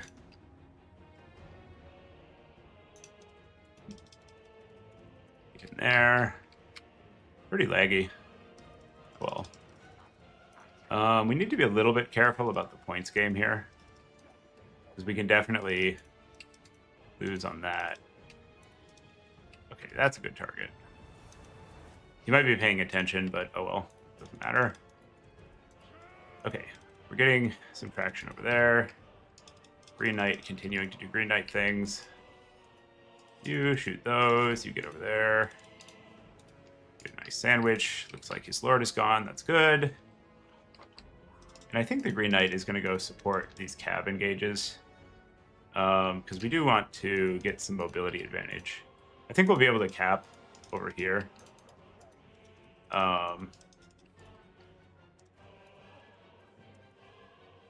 We need to definitely 2 cap fast, I think. Yeah, this is good. This will work. Good damage there. Although the one cap slows down the urgency significantly. Yeah, the Green Knight just kicks ass. The Perfect Vigor is so nice, unlike a chasey Pterosaurus. We'll get a global melee buff here. Get the armor off those guys. So I'm just going to start taking the points, I think. And I'm going to summon a Chaos Knight Lance because I want to know how they do, and I think we're far enough ahead that we can afford to. Let's chisel his cap weight a little with that. And it's crazy that the Green Knight can just run into anti-large cav and kill them. Like, why does it work like that? Why does it work like that? That doesn't make sense to me. But here we are. Okay, that worked. Nice, nice. And with 2 cap, we now have a lot of time. What does this do? Okay, it makes it hit really hard. Cool. Oh god. Get him. Get him. Get the caster. And the reset timer on the caster will buy us a good amount of time. You get in there. You go up there. What else are we trying to do? Let's route that off. Get a global buff. You support the Green Knight. I guess these guys are just going to be on point holding duty. We're still at a little danger of getting like muscled out by the Skink Tide. So maybe we bring in some other stuff. Like, okay, Green Knight got a terror out, I think. Spawn need to get in there and fight.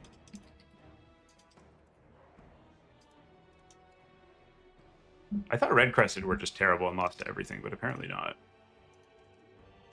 They're actually doing kind of decently here.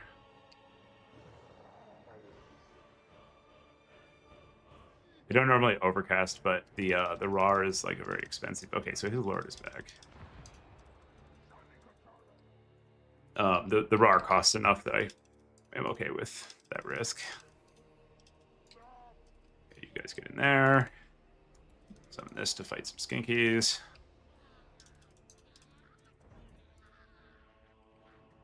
We'll strip the armor off that. Oh, it's actually looking a little bit bad, chat. The Green Knight might carry. That's the one thing we've got going in our favor here. But I think he's gotten a lot of Rev Crystal heals off. So is in like a... Oh, damn, we've got a whole spawn in the bushes. That's why I was like, man, why does it seem like we're doing so poorly right now? Oh, oh, oh, oh. Eh? Eh? Can we get us around? Can we get a spawns around? That would definitely do it. I think we can. It'd be really funny if his Lord comes back and we just immediately kill it. Well, this is what the Green Knight is good at. Excellent. Excellent. Good. Fuck him up. Fuck him up. We'll get our army ability off in a second. I don't want any of that, like, he's in the air and he takes off while the ability is coming down. Sick. Okay. Another spawn. We're just gonna win because Green Knight kills him a bunch of times. Lol. You good on that? Oh, whoa, we don't even need the... Holy shit. Holy shit. That's a unit, guys. Damn. Okay, watch this. Spawn, turn, and fight. Drop that. Nice. So now we just need to cap a bit. The Lizard cap game is definitely extremely scary.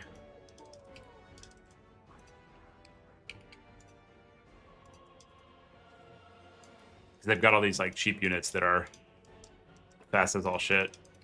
And we're at the stage in the game where they could conceivably like tempo us out, but given that we just assassinated the Lord, that's going to be a little bit of a tall order, I imagine.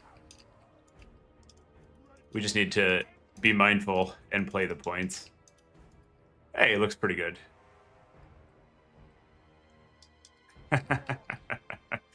Yeah, I don't know. I think Opal was being chill and just really wanted me to win, you know. That's a good team player right there. I respect that.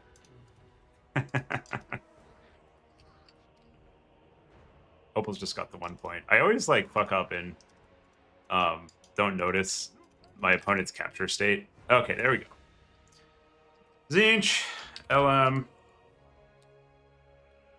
R3, Opal. I think we would have lost that if he didn't end his Lord twice. I do enjoy the Lord landing and then just immediately getting killed again. Holy shit, the Green Knight kicked ass. Whoo! That's a unit right there. I guess we just killed his Lord twice. That brings me a measure of joy. Yeah, what a nice guy. What a cool guy, Opal. This did very well. I think the incidental shooting on this thing is actually kind of solid. Like, he probably gets a couple hundred with value in his shots. It's like a homing missile, kind of like the Waystalker one. And I think it has like some missile pen. We can go check that. It definitely like does more damage to infantry than you would expect. The chain lightning caster is something to take note of there. That just waxed us. We probably need to build to be less susceptible to that. And he was very ready for the severed claw. I would have preferred to have more mobility or shooting, I think. I guess the cohort of Sotek being so good and us knowing that essentially every Lizardmen build is going to bring it means that the severed claw goes down in value because it's like a pretty ideal target for that unit. So at 3-1, we're probably in top 8. Not a guarantee, but it looks good, which we like. Because I think 26 people, we can check the breaker math. Lizardmen. So I started out just wanting to do Funzy event, but now chat, we gotta win. We gotta lock in. I always get attached after a couple rounds, you know. You're like, well, we were just trying units, and then you're like, oh, but we could win an event. Oh boy, so we got a great VC player, a great Wood Elves player, and Daniken in the top 4. I'm just kidding. I'm throwing some shade. Daniken, I think, is on Dark Elves and has done really well. I'm the most afraid of the Dark Elves, probably. Because I think they have stuff that matches up well into Tzeentch.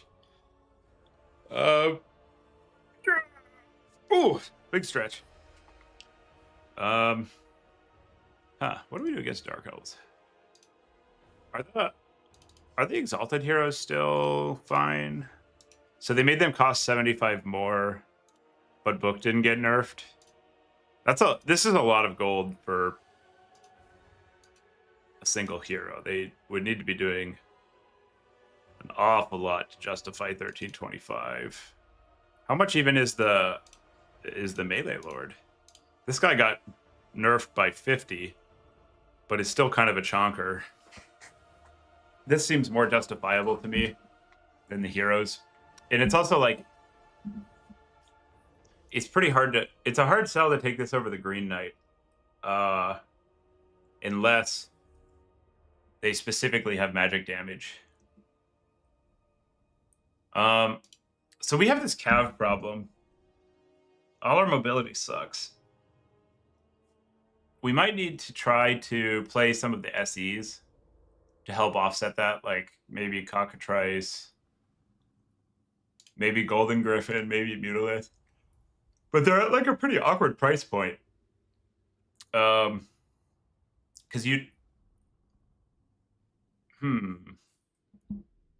Oh, he's a silver shield on the chariot?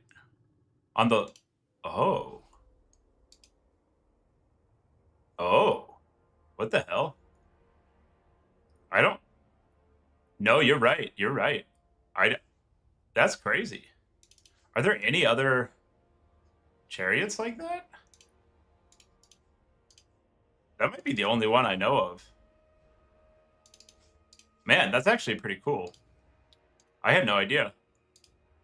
Huh. So this is like against like Empire or something. That probably works. It's got pretty good stats too. Those are like regular ass melee stats. Do any of these abilities synergize? Not really. What is Sentient? Is this good? What is Sentient Storm Cloud? It's a bombardment, but is it like a fake?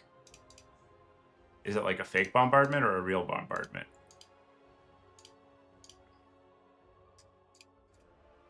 Let's see.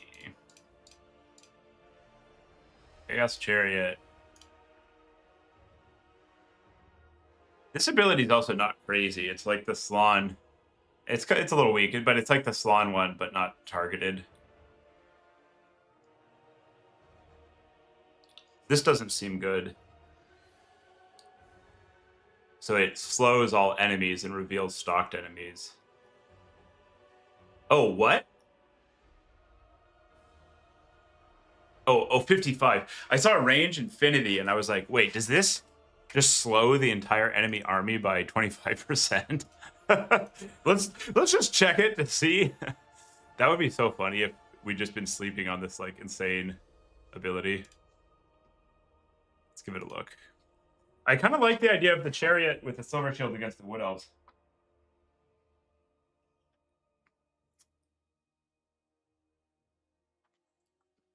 That seems like it could like legit work actually.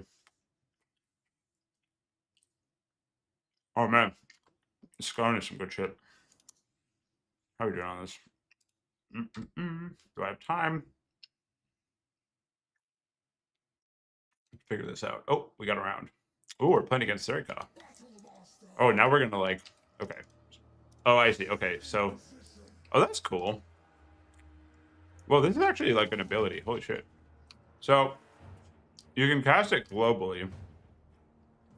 I think it's ground cast only. Yeah, so it can't target a unit. And then it, wait, if they walk out of it, do they drop the effect?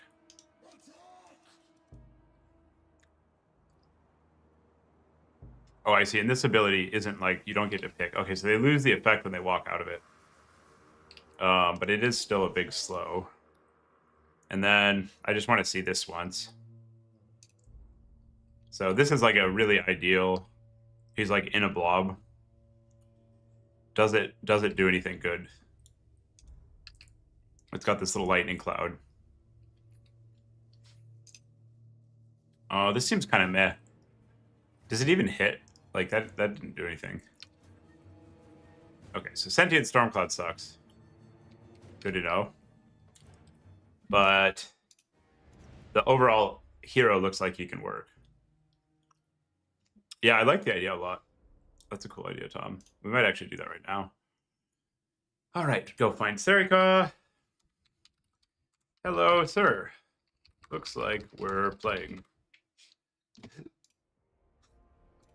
Then we just have to decide, are we going for a Firecaster or something else against the Welves?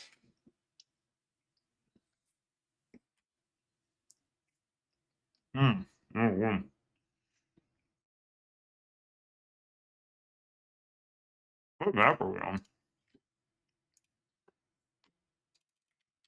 Imperial Road. This is a pretty good map for the Wood Elves.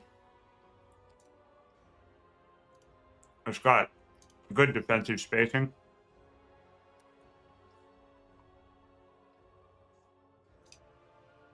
Oh man. Let's go. Alright. We're gonna take infantry. Then we're gonna attack him with infantry until he's dead. That's our plan. A little bit of not infantry.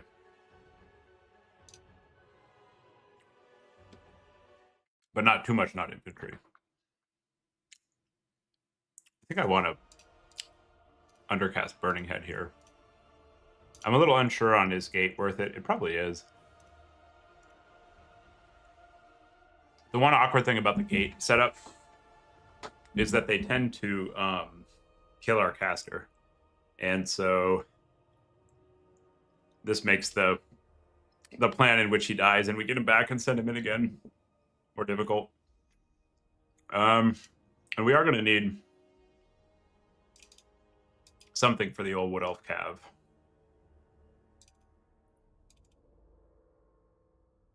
It's very awkward to play slower Cav into the Wood Elves. I wonder if we want just like a bare minimum and a bunch of spears. Yeah, okay. Okay. This plan.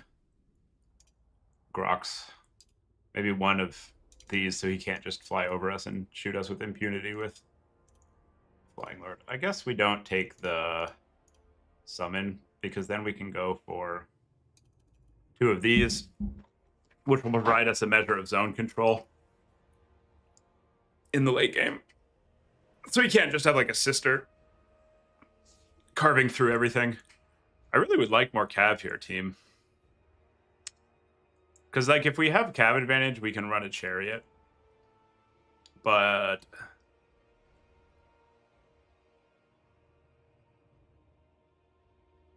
the chariot, oh man, these are chunky chariots. How fast are these guys?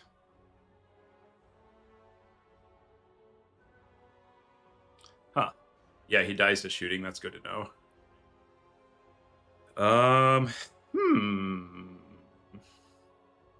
This is also something he could shoot, but it's just so tough.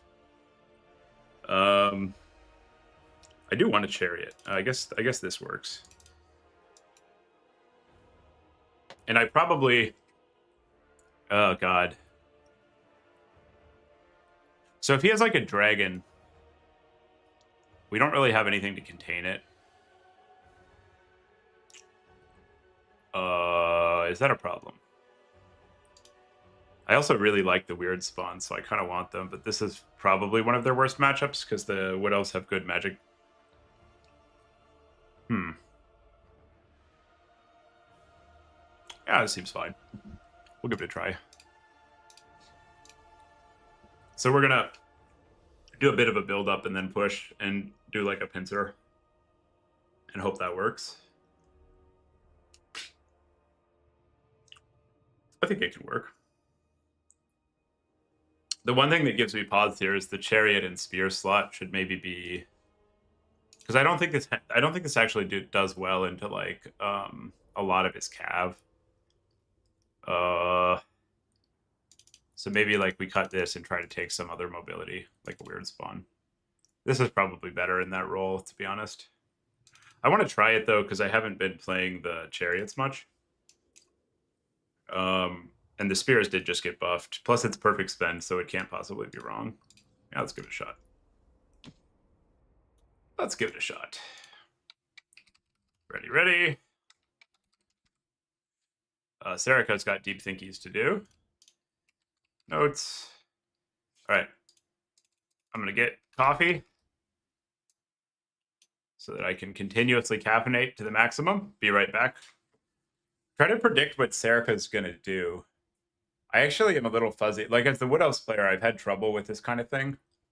So I'm a little fuzzy what his approach will be here. And Serica, like, probably plays the most Wood Elves of anyone. So if there's, like, a reasonable plan, it's most likely whatever he is going to do.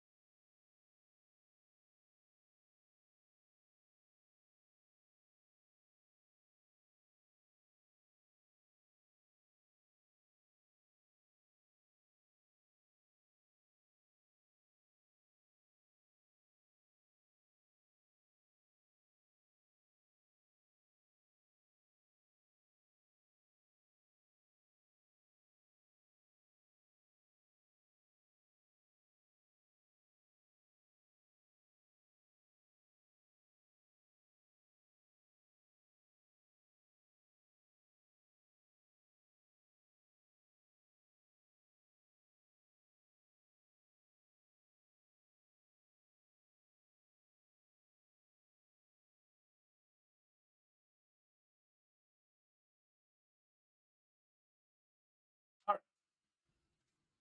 We are back. You guys figure it out? Nope. I think we actually have to go. I think we might have to go Horse Lord. I just realized because, like, the only thing. Well, I was getting coffee. I was thinking about how he can win this. And I think the only way he can actually beat us is a Lord Snipe with one of his anti-large units. So I want the MD and the anti-large bonus more than I want the infantry killing power because we're already pretty well set up for that. And then we can just start a spawn, I guess. And make room for the sour guts in the reinforcements probably somehow. Like cutting. Oh, that looks good. Yeah. Yeah. Perfect spend. Is Erica there? Let's make sure. Make sure he's there. Ready to rock. Yeah, I think this is a good adjustment. Maybe even we take the ward save item. That might not be insane, to be honest. Just so that he has a hard time executing a Lord Snipe. Durthu would be a little bit annoying on this map. Like, he can send a Durthu mid.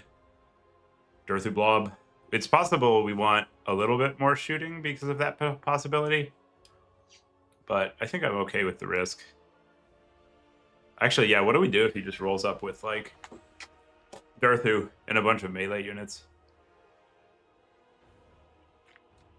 You would need, like...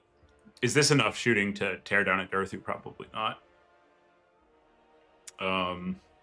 That's interesting. That's very interesting. I think I'm more worried about that than diving at Cav. So we'll take a weird spawn also, which will give us like some punching power against Treekin and other stuff. It's probably fine. We could also go for more Soul Grinder. Yeah, I don't love the Soul Grinder against the Wood Elves. Okay, yeah, this all seems fine. We could also split the Chaos Knight out into more Marauder Horsemen, but I actually do want like a little bit of mass. So he probably has gone like wide Blade Guard box would be my guess. We'll see. So we want to like cap our safe point, build up a little, and then go push him and try to cap all 3 points or collapse his army depending on where he's positioned. And I think this is a win and in.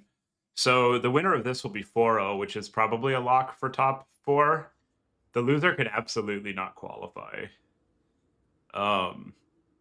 So this is arguably the most important match of the tournament. If you're trying to win, which I now am. Because ego, and because we'll have more to talk about. I might actually cast the top 4. Even if I lose, have to decide. Okay, so... we want to be aware of AOK. And also, it kind of looks like he's gone pretty tall, which may suggest that he's running Waystalker somewhere in there. So we want to push both sides most likely. And we're not going to cap mid. We'll see how much leeway he gives us. And then if he's running AOKs, and we defilade here. Not really, but we can just put these in the woods, I guess. I was trying to see if we could terrain block these Chaos Warriors, and while still going for the point, but I think not. That's okay. All right, we are ready. GLHF. I'll put these guys on a hotkey. Make sure these are not on the same hotkey. So he's probably got like SEs or something here. The fact that we can't see any elves gives me some pause here. So we're going to cap and stick to the trees because he might be on like triple Way Watcher. And we don't want to get just absolutely torn up at the start of the game.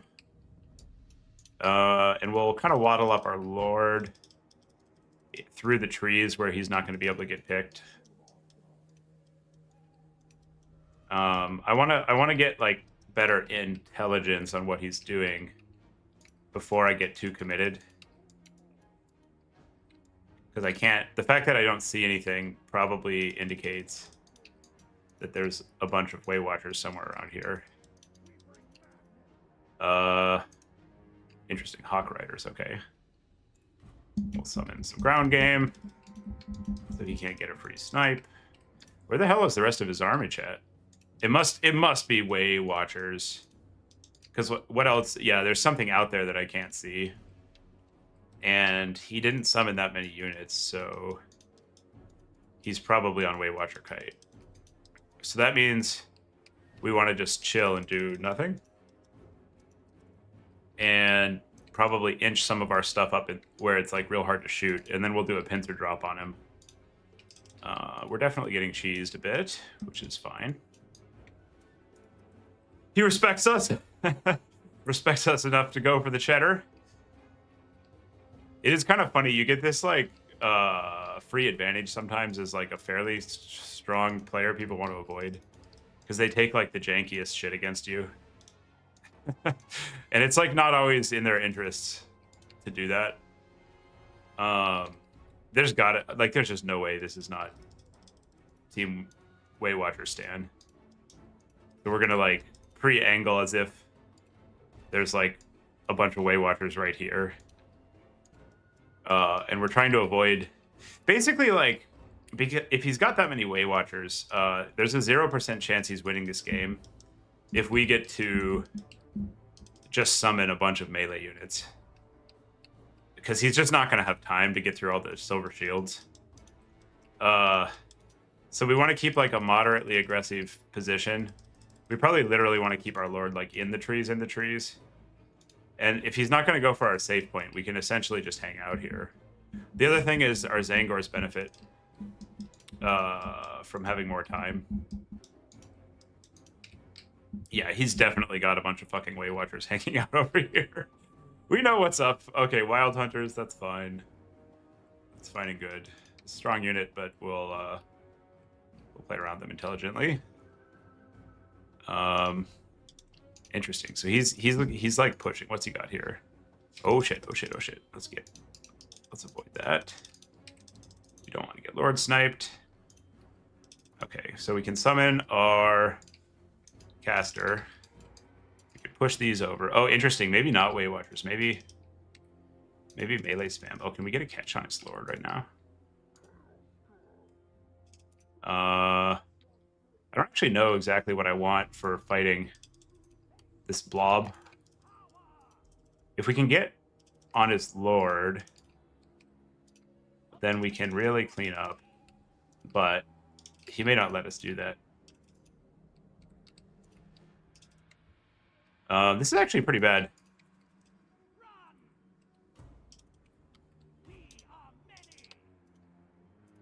Nobody's calling me. I'm just going to play right now. Come on. Come on, let me in. Oh god, we're getting wrecked. Okay, this is very bad. It was just all melee. Allmelee.com. Come on, come on. Yeah. There we go. That might actually get us partway back in this game. Let's see if we can get his Lord. Spawn on his Lord. Keep the Chaos Warriors on the spears. You get in there. Okay, so he has literally 0 shooting. Hang on, I just need to make sure something important didn't come in. Nothing important. Oh. There's some family stuff going on, so I have to... When somebody calls me, I have to pay attention.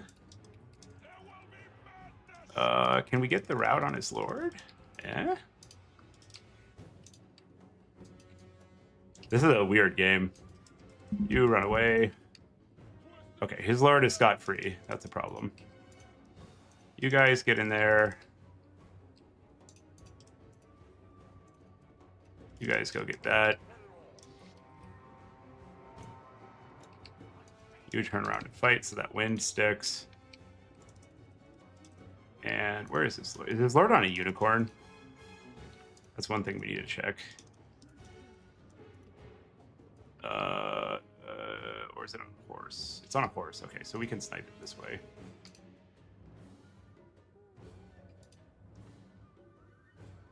Okay, the Wild Riders are taken out.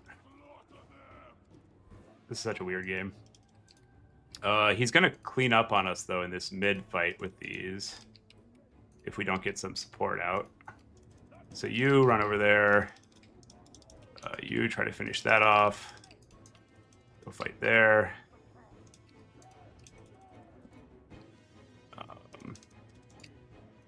Such a strange game. I think it's Chaos Knight time, probably. Can we kill the Waystalker before it kills our thing? Maybe. Hopefully that wasn't a miscast. Sometimes you get like the derp casts where it just like goes into a random location for no reason. I think we got our cast there. So you rear charge that. I'm waiting for a Chaos Knight summon right now. Chaos Knights are out. And you go over there. You fight those. You fight those. You try to route those.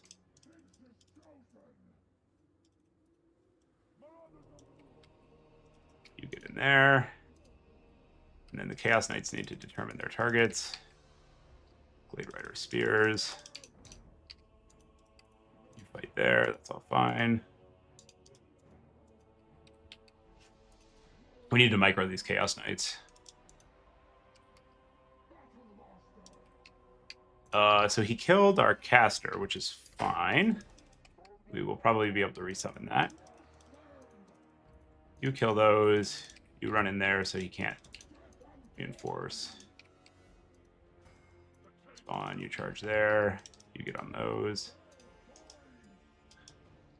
We want to resummon the caster when we can, because he's still got all this elite infantry that we want to tear through. You don't get overextended. Maybe get a pick on the Lord if possible. Chaos Knights go get that. Lord, get in there. Okay, so we've got the mid and we don't need to triple cap. That's good. Chaos Knights are going to dumpster most mobility he can summon right now because he didn't take shooting for some reason. Which kind of works out initially, but I think you're seeing why Wood Elves needs shooting in this matchup. Which is like the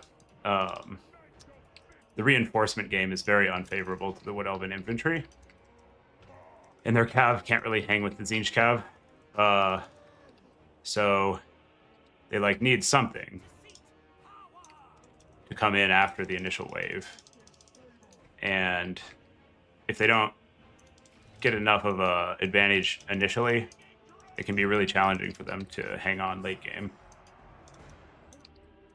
Okay, so you all come down here, help make sure we maintain middle. You charge there. Don't get stuck in. See if he's paying attention. No, this caster needs to go a little further out. I'm gonna route that off.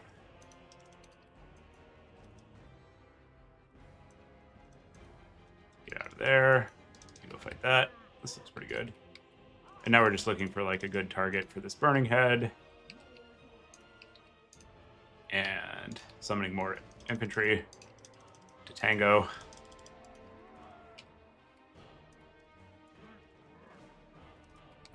Get in there, get a big charge off. Okay, we're routing that. Good. Wild Hunters. Okay, okay. Let's have some game. I'm gonna...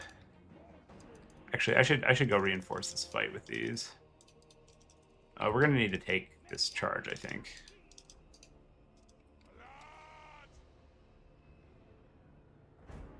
And then we're gonna do a little bit of friendly fire here, but the Wild Hunters are like the game deciding unit. So it's fine. Just a little bit of friendly fire. Tzeentch probably approves of that, I don't know. Betrayal and all. The big guy is cool with it. I'm cool with it. And these probably don't want to shoot our guys in the back quite so hard. We can probably get a Lord Snipe here if he's not paying attention.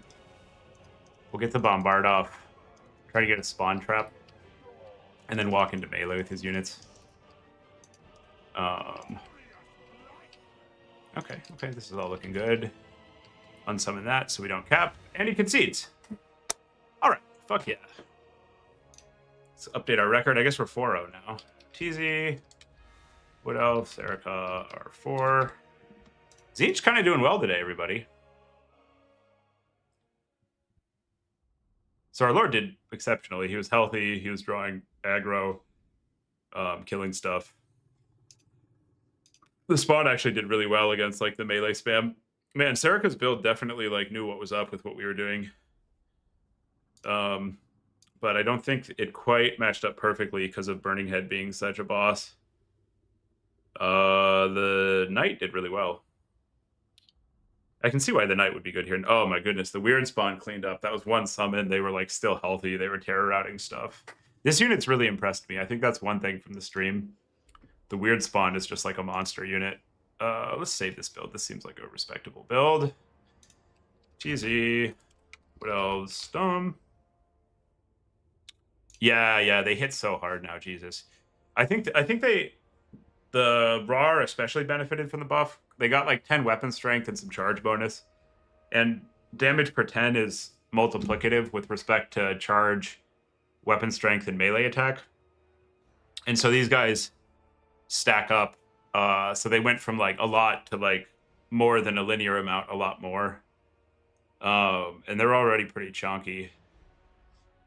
So I like this unit. I think it's really powerful. You like to see the stats in terror. Yeah. They're a very effective unit. I'm impressed. All right, let's go put that in. We'll tell Serica GG. Serica 0 on goal 1. What else? Tzeentch. I think something that's been holding Tzeentch down is people taking too many Furies. My suspicion is the Fury is like a trap unit. It like used to be good, but it got enough nerfs and other light cav got buffed that it kind of dies to like a stiff breeze now. And so people will like summon these and then they get like behind and they summon more to catch up because they're fast. And it just sort of puts them in a hole. Maybe it's like a one of, like it's your last summon. Like in this place where we've got the Horseman, but I like the Horseman. Like we can go back and look at that game. I think the Horseman traded up pretty well. I think it's a better unit than the Fury. Like it's got better stats. GG, well played. I was like really surprised by that from Serica. I was like so convinced we were facing Waystalkers, and then he got us kind of in a good engage initially in that side. I think we brought it back here with he was a little clumped up, and we got a big Burning Head, and we were like pretty far down. I think we were like 800 or 900 down, but the Burning Head did enough that it got us right back in the game. Especially, okay, I see. So he was doing a pincer deploy with elite anti-infantry tools and just trying to hard counter exactly what we brought. That's interesting. I think some other Tzeentch players have been doing something like this. Are you allowed to take Kairos and nothing else? You can do whatever you want. Maybe we can. I actually really like Kairos. He might even be the right pick here. But our kit traded up pretty well. I think the Fire of Tzeentch spell is probably pretty crazy in this situation. I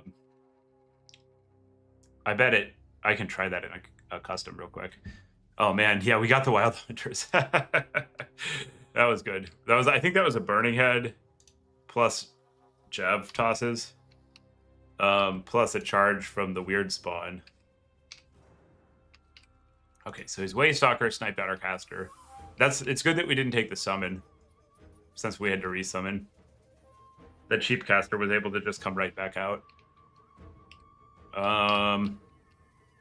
And I don't think the Chaos Knights do well on the face charge against the Wild Hunters. But I think they do well into basically everything else. And here he caught us, so we had to take it. Yeah, so we were losing that one, but the Burning Head and the Jav Fire got the assist. So the Javs were probably like even at the end of that game on gold. Yeah. And if this was Furies, I don't think they would have performed like this. And they were still full health, and they still had some ammo left. So these guys were going to probably go up to like 900 to 1,000 each, either through an unsummon or using up the rest of their ammo and charging some things. The Hawk Riders really betrayed Serica here. That unit was not NOT getting it done. I wonder against like what he brought if we just rolled up with like triple Chaos Knight, if it would work. Because we could probably just start. He doesn't have anything to stop Cav, so we could probably go for like a mobility play, like Kairos with net. I do want to test that and see how this shit does. So what happens? We take that. We take that. Is this good? This drains. No, it's not good. It drains 2.5 WOM. That's very not good. Okay. Is this good? We get 20 WOM. Actually, this might be good. It has to be a very, very long game. But we get 20 WOM, which is going to be worth more than 200 for sure. It's just the game has to go. We would need to be like basically hard set on chilling with Kairos for a long time if we were going to take that. I just want to see between Pendulum, Blue Fire, and Fires of Tzeentch what is the most effective into these guys. Kairos actually kind of sounds good here. That's probably better than the Lord kit I brought, because he has Terror and is very difficult to kill and can draw a lot of their fire for a long time. And we'll bring some of these just to have a baseline. I'm also kind of curious if Chosen beat up on their infantry. 18.8, even counting the extra ticket, Iskander. That's probably worth it. I think you would want to go like Kairos and like 1 or 2 raw pinks if you were to do that, so that you could actually get all of that WOM. Net and Firestorm, infantry or Cav? Interesting. Undercast, what does the Overcast do? 20, so it does more damage basically. But the radius is the same. Okay, so the Undercast is what we want probably.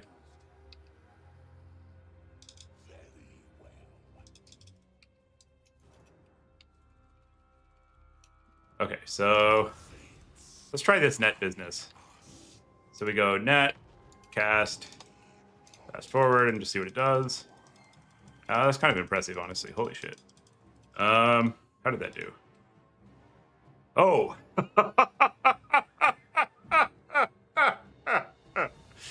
Okay. Okay. That's an ability. Okay. Huh. Huh. I wonder if that's like the average performance. That's pretty nutty. Holy shit. What the fuck? Okay, so like a super optimal cast of Pendulum with 2 units in the way for 3 less WOM is getting less value than that. That's pretty interesting. I almost wonder, like at that, if you're supposed to just spam Arcane Surge. Arcane Surge is probably not worth it. 15 times, so you get 7 in it. What do you get from that? 15 times. Oh no, you get like nothing from that. Okay, but it does cycle through faster. Man, that's pretty nutty though. Holy shit. I'm gonna try it on these guys if I get a, fast forward, get the WOM saved up. So probably just what, Blue Fire for some poke when you don't have like a good setup for that. Although I wonder if you can just like, what if you just bring only this? 2 WOM. Yeah, that's probably not worth it. 40 gold. The bigger ones are worth more. Oh my god. Holy shit. Okay. We'll take that one. Yeah, that's a spell. Holy shit. I'm actually really hoping that we get to play against Serika to try this. I see Kairos getting like 4K doing that, to be honest. I wonder if we'll get to do that. That would be sick. The other thing I'm curious about, when you get like this bombardment spell is so funny. because the center determines if it does good or if it even like it friendly fires like crazy. So like here, I think it's gonna. Oh, I see. You can't even. It doesn't even necessarily hit where it says it will. It's real good if it gets like the lucky tap. I gotta try this fires one more time and see if it's consistent. Because like it seems pretty crazy, and it's not actually friendly firing that hard. But I see it also like it's gonna do damage to your units. So you have to put some thought into like what's the situation where we want to deploy it. Probably like if you're gonna run this, you want some marauders, maybe, so that there's something cheaper. That's a crazy spell. It also like kind of goes a long time, 20 seconds. It has a high spread, so there's a lot of potential to hit multiple things.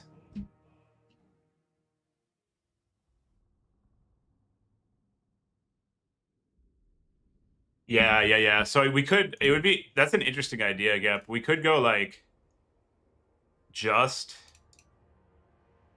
Tzeentch Firestorm, like literally nothing else. Although Blue Fire is like kind of a free roll with life leeching.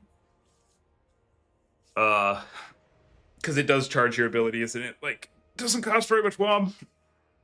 Because you get a rebate, get your money back. 3.5 WOM Blue Fires. How much WOM do we get if we go like? Are the E-Pinks the best?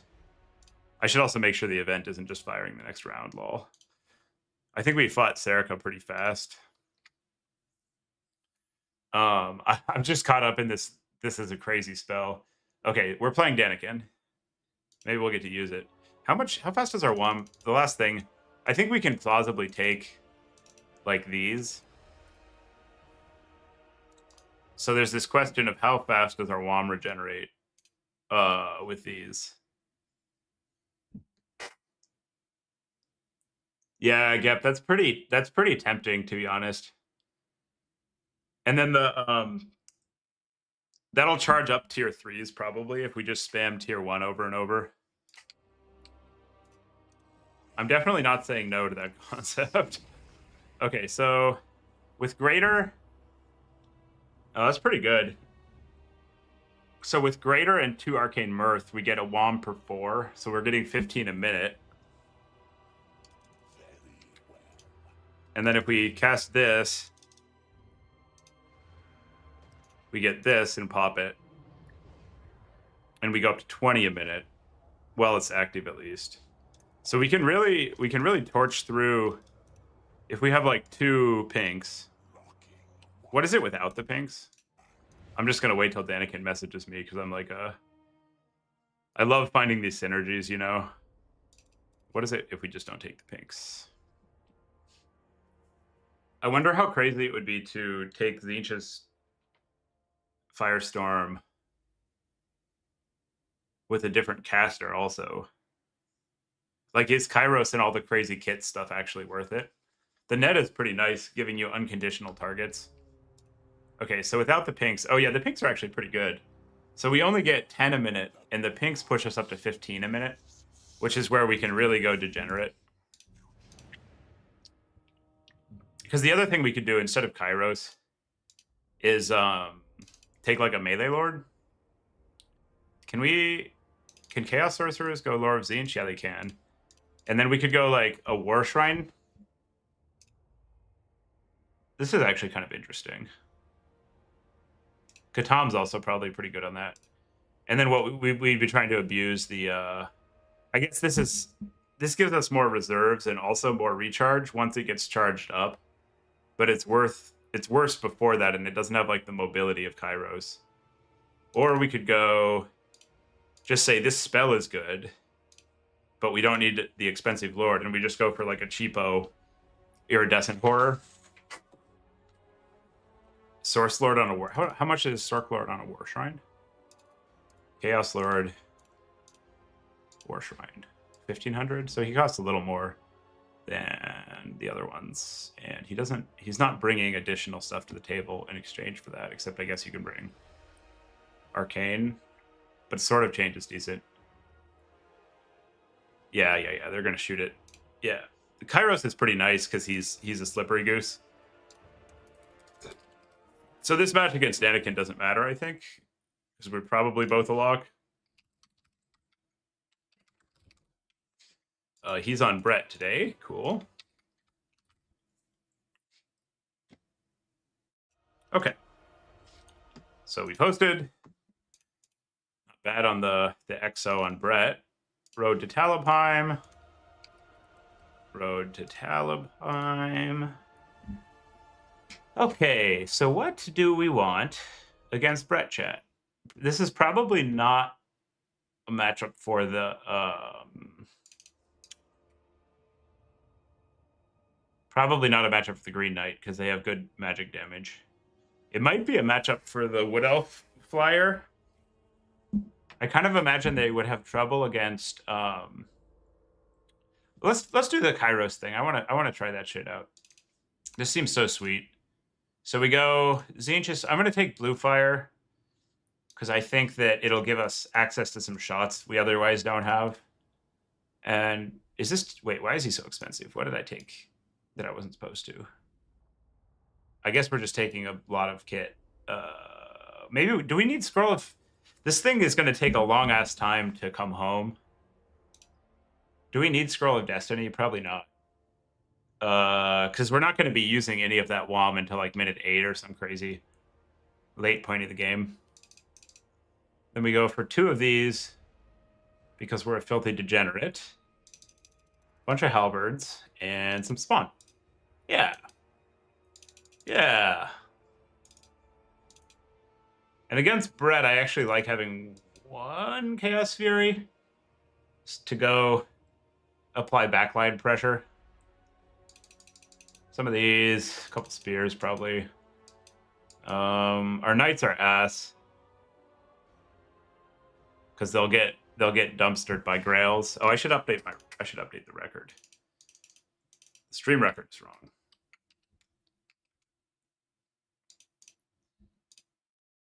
Export.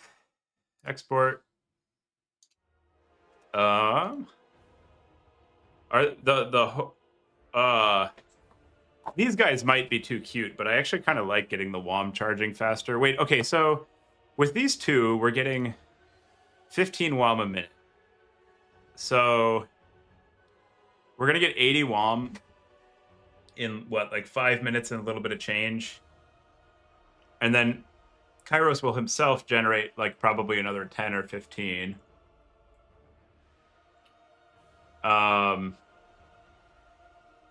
So it'll be like minute 6 or 7 before we get access to our first WOM from Scroll of Destiny.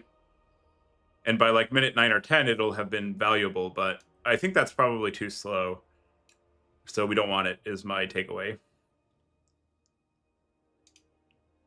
There used to be a late game Brett plan where you would roll out with a Mutalith and just kind of like bulldoze them. I think that's probably no good anymore. The other thing we could do in the E-Pink slot is to take like a grinder. But I kind of want some counterplay against their archers. So I don't mind having a few E-Pinks hanging around. It does, oh man, the Mutalith slot just like fits so nicely. It's probably trash because it's a very pricey unit that is not tanky. But look at the spend. What else could you do? We won't be too drunken. We were trying one idea at a time. I think the key is not to get cute and try like 5 ideas at a time and then lose. I do actually think a Chaos Knight Lance might perform here against Questing Knights. It can't hang with Grails. The question for us here is just like, what's our reinforcement? Because like we have to bring out something. And Spawn and Halberds are like a pretty good first wave. I think 1 Chaos Fury or 1 Skyray is pretty reasonable. The Skyrays being here to shoot peasants and land on questing knights. Let's try this Sky Ray. Actually, maybe just more spears, to be honest. That's probably the most likely thing to successfully contain a bunch of knights late. Maybe the Doom Knights are not going to cut it. Can we do this? Yeah, okay. So we'll just rely on spawn and the Senti is powerful, but it just gets murked by the questing knights. A horde. Oh yeah, so they can't just fly over us. Sure. We need like some number of horsemen. I'll buy. Yeah, Pegasus are a little scary. Maybe one Screamer instead of the Rar. This seems pretty reasonable to me. Yeah, okay. Let's try it. Ship it.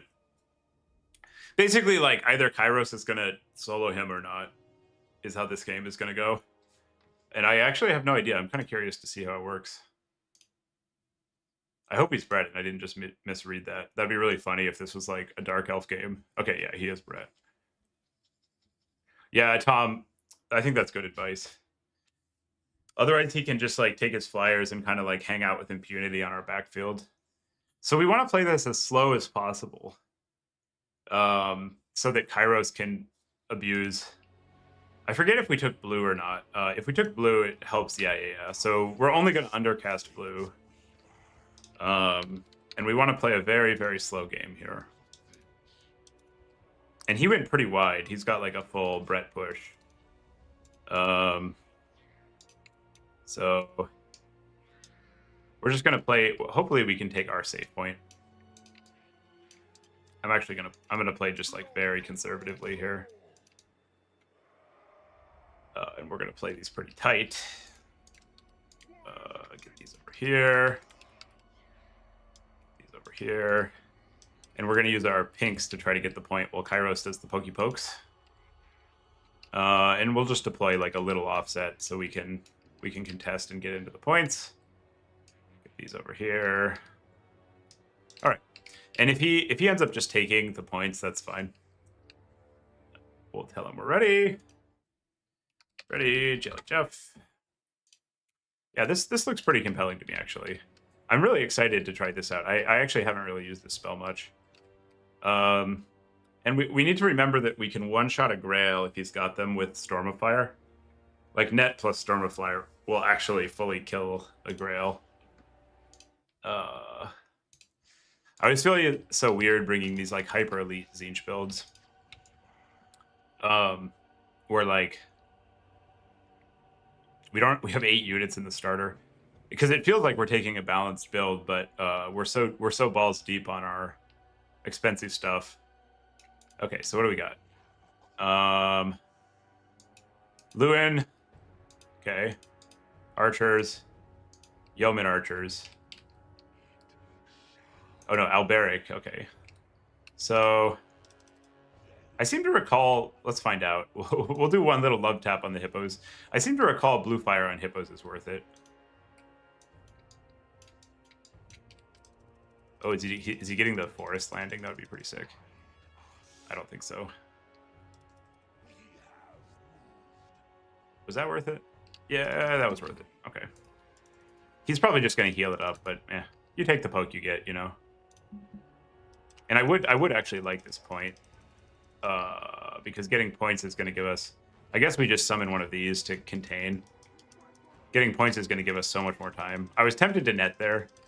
But I think that the yeomen are not our problem. His elite cav is our problem.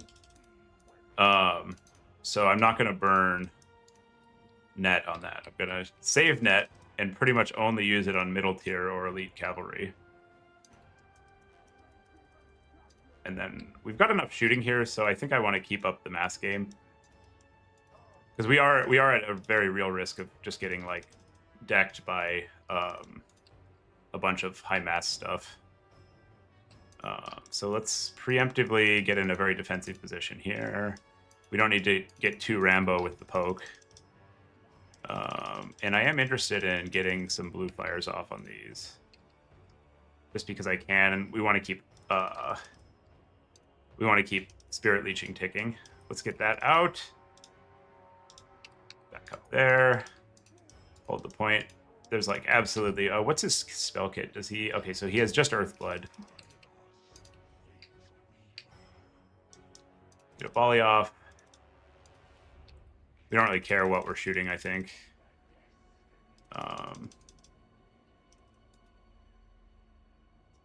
Another argument here is that we should just like try to take out all his archers, I guess. Here, back that up. Take a shot on that. Because once the archers are gone, he doesn't have a lot of game left, I think. Because he's not going to be able to beat Halberd spawn in melee realistically. So we can probably play like poke on that.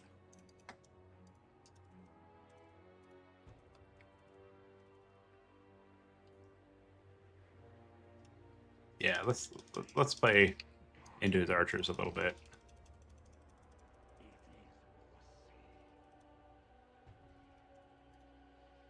I don't know what's going on with his summons right now. So I think we can just walk up with the E-Pinks and give him the business here.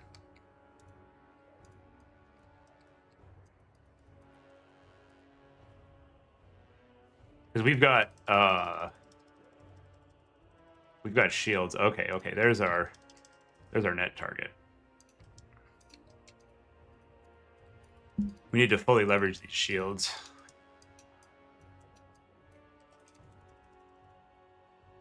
Knights of the Realm. Are these guys don't have like fire resist or some crazy shit, do they? Yeah, they don't. Okay. Hope it works.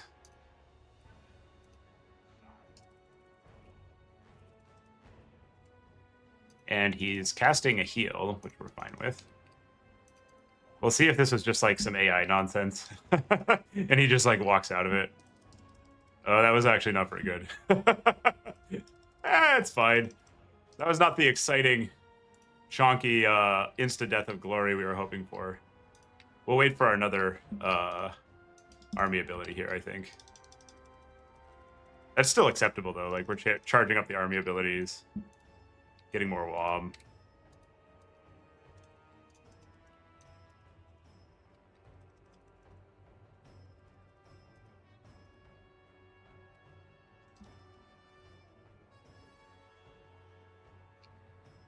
You back up.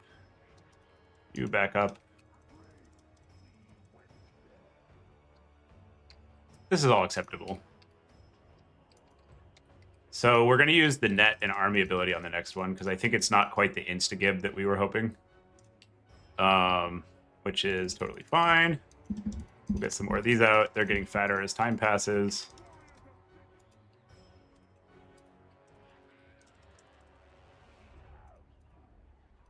And we can kind of rotate our shielded units to really maximize our use of barrier here. Like, this guy goes back into the woods.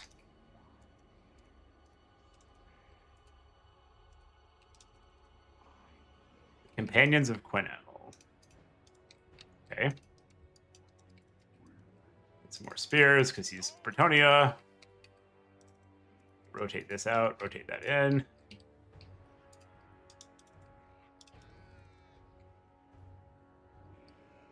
Get a cast. Run away.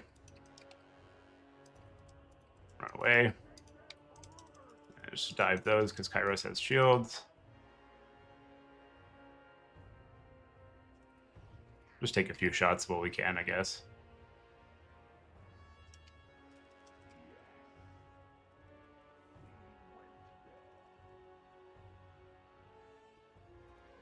The barrier kite is really pretty devastating, I think. Because we're getting like so much free healing here off our shielded units. There, you stay in the woods. You walk up there, take some shots on that. This isn't really even worth the ammo, but we're getting far enough into the game that they're not going to like resummon profitably. And our melee force is going to just wax him when it comes down to it, I think.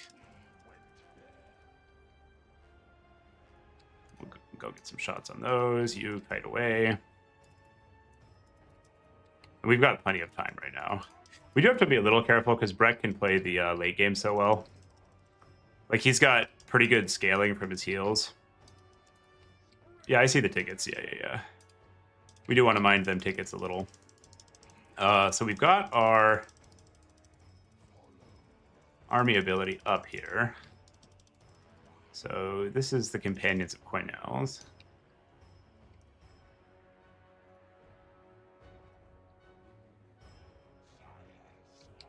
We'll fuck those up. Oh, he's going for a dive. Okay.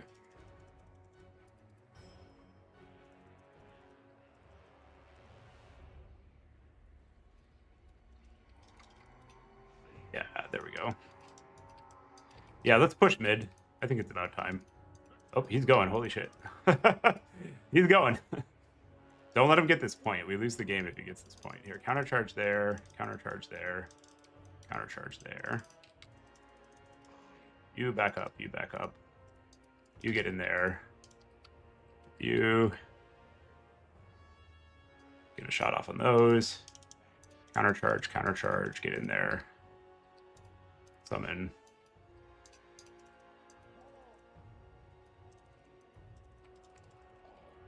Let's not get our Lord caught. We need to kill those. I would prefer a better target, but we have a lot of units. Oh shit, oh shit, oh shit. Let's land.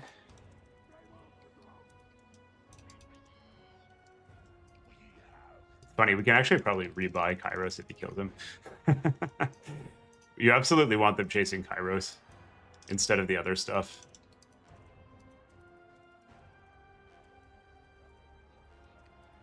You get in there, you get in there. Okay. Charge there, charge there. Okay, we routed those off, run away. Get in there, crump those. Get in there. Kairos can provide some assistance. You land on those. Our melee line is rolling in right now, which is good. You guys get in there. Those royal, oh, those are fucked. Those are royal pegs, oh well. We can't get away there too fast. You back up. You summon there. Okay, so resummoning is going to be important here, I think. We'll do it there.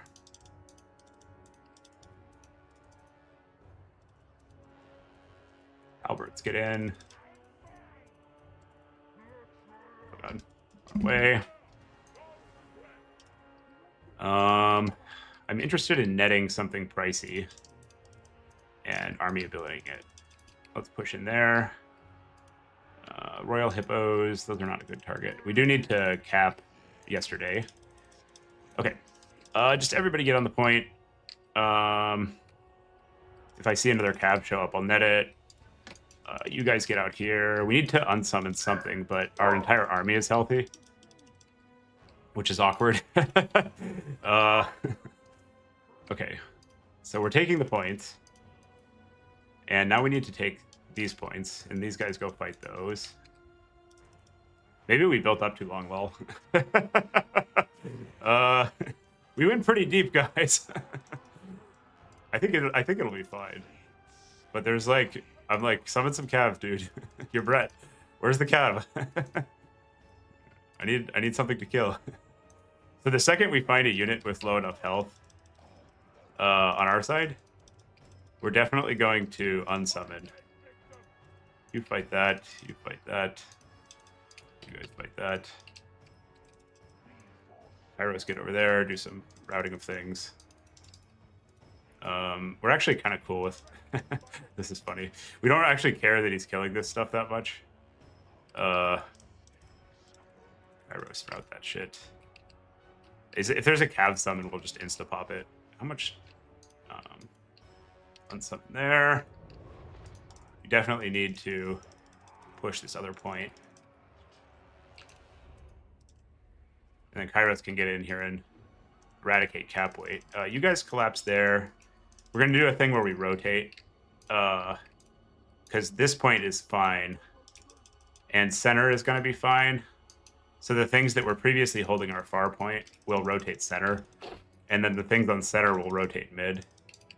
And that way we achieve... I'm just going to summon because we have way too much gold. That way we achieve like a clean rotation without exposing ourselves too much.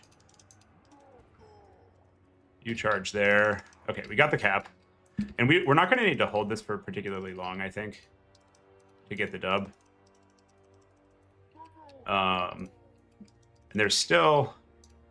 How rude of him not to summon any more cavalry. I'm like, give me the cav. Give it. Where's the cav? I wish to instantly kill the cav. And at this point, we have so much leftover gold. Actually, now we're good. Yeah. Barrier is lying. I agree. Our damage is like significantly understated. God, there's nothing to kill. Annoying when your opponent doesn't summon anything for you to fight because you've killed their entire army. Disrespectful, frankly.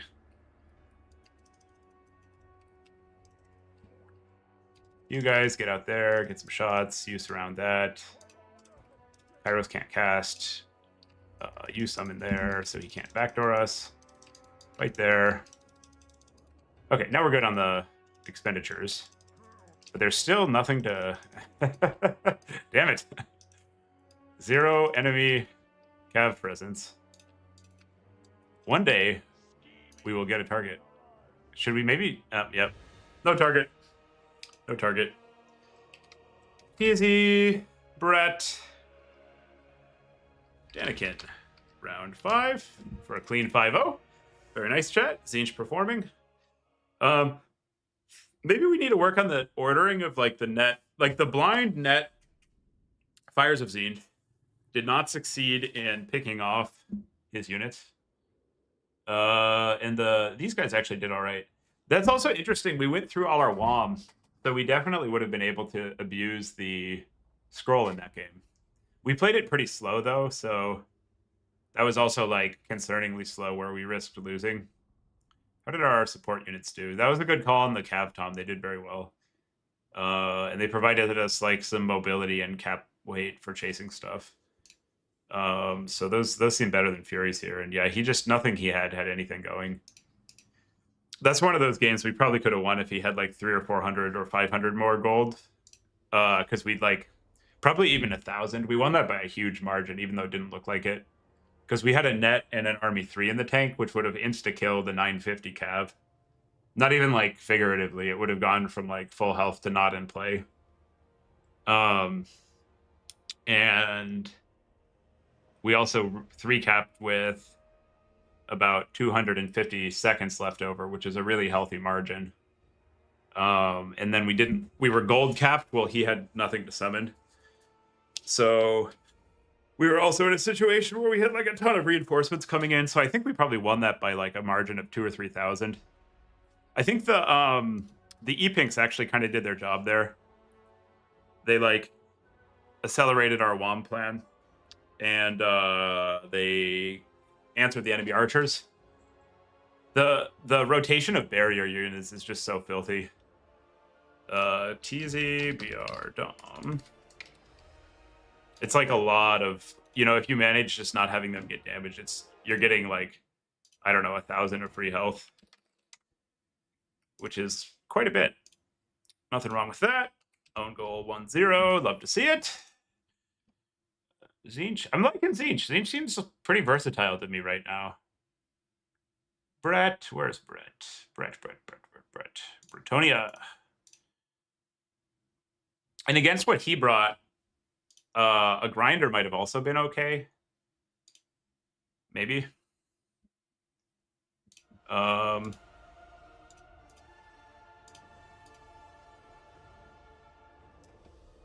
Because it would have, it could have picked off either the Damsel or put good damage on the Hippo or Lewin. And he didn't, he had Lewin Hippo, but that's not really enough to dive. It's really in the pink slot, though. Like, you would need to, the pinks, yeah, they're pretty tough. Yeah, the Doom Knights can probably do some work. The Spawn have just been impressing me generally. Combined with the Tzeentch Imp, they're really scary. Like not, I don't think a lot of things are beating a Tzeentch Halberd with a Spawn on top of it in melee. Because the Tzeentch Halberd waxes Cav, and these high mass things need to be able to get mass charge attacks on it to do damage. I imagine with these kinds of units, Daniken had probably experienced people not rotating their shields. Because he got a lot of poke off. It's just like none of it actually mattered because we, like a Chaos Warrior Halberd, is just getting tickled for a while. Does anybody know if the barrier applies armor? I wonder if like the barrier on these guys is a tougher barrier than on other units. I have no idea. I'd also be curious how the damage broke out between Tzeentch's Firestorm and Blue Fire that game. I guess the one downside of Firestorm is it's charging army ability less. But that's fine, you know. Tournament chat. Announcements tourney. Round 5. Okay, so who are we going to be fighting here? Daniken's there. Oh, so it's kind of the same goons. We may need a plan for VC before resistance. Yeah, that would make sense. It's kind of unloreful if it, like, you know, the energy shield is also like armor applied. And then maybe depending on how they want to do tie breaks here, we might be fighting Tom. I think we could beat all of these. Maybe it's a tournament win today. We'll see. You love to see it. While we're waiting, if anybody's watching this and hasn't subscribed and you like this kind of content, please do. It means a lot to me. Trying to grow the channel up. That's all. If you like the content, subscribe. It helps me keep going in this. You know, I haven't gotten to... Is there like a fuck you VC one we can take? Just switching focus. You just bring change bringers and win. Sounds good, Max. The old opponent is hanging out while we're like... what mortises do we have access to here? What mortises do we have access to here? Kugath probably costs too much. Maybe not. How much are we paying for Kudad? Where is the Coog father? Oh, that's a lot. 4160. What do we get for that? Not enough. Yeah, whatever, Max. I'm just hanging out. It's don't worry about it. What do? So it's we can have Kugath. I think Inkari has a Mortis, but it's not a good one. And there's no way Inkari with... Wait, so why does it only cost 39.62? Not that that's cheap, but if I go to Slaanesh, I guess this is just what Inkari costs with all items. Yeah, okay. Tzeentch. So that's probably too much. Against VC, the Skirmish Cav I think are okay. It's hard to get enough damage to justify them. What else can we do here? Yeah, Changebringer Cheese is definitely like a pretty reasonable idea. I like that we get it for the opponent. Charix has done this against me. I do like Final Trans into VC.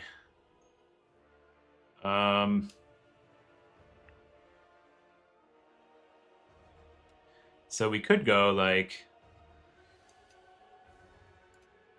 Big Chicken, Final Trans, or a cheaper caster perhaps.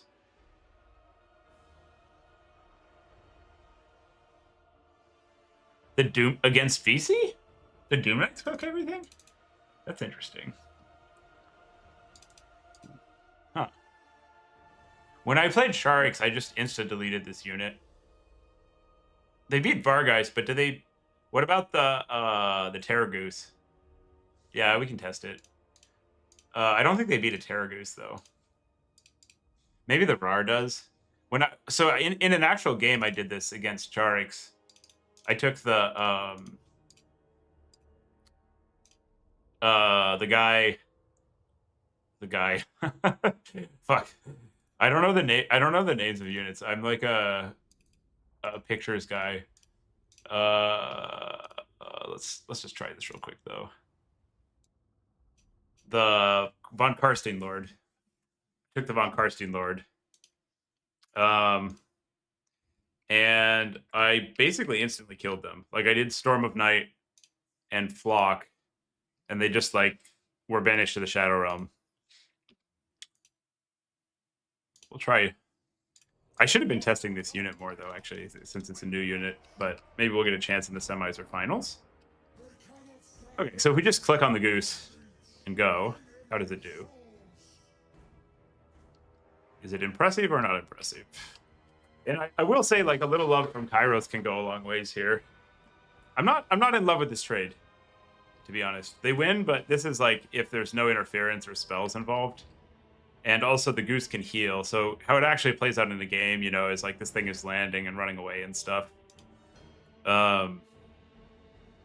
So this is not precisely what we're looking for, I think. I'm sure they do well against the other stuff, but this is not a good trade for us. It's good to know. Still did all right, you know. But you gotta, the VC have so many things going on. You kind of got to get like a lot of value with your value pieces. I don't know if we really want Mutaliths because of geese. Although one thing you can do is, yeah, not a good trade. You could probably reinforce a Mutalith and just not summon it if they are rocking a bunch of geese. Honk, honk, honk, honk. So that's like probably a reasonable plan. Because the Mutalith will fuck them up if they went like not geese. And I think we actually have the roster. We can certainly build the roster such that we're not going to get capped.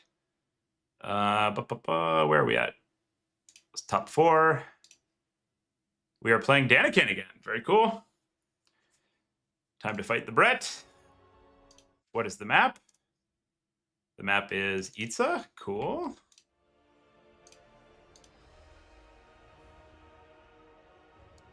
Daniken. Message Daniken. Daniken. Looks like we're up. I'll probably bring a reinforcement Changebringer this time. All right, I'm gonna get some coffee, use the restroom. See you all in a moment.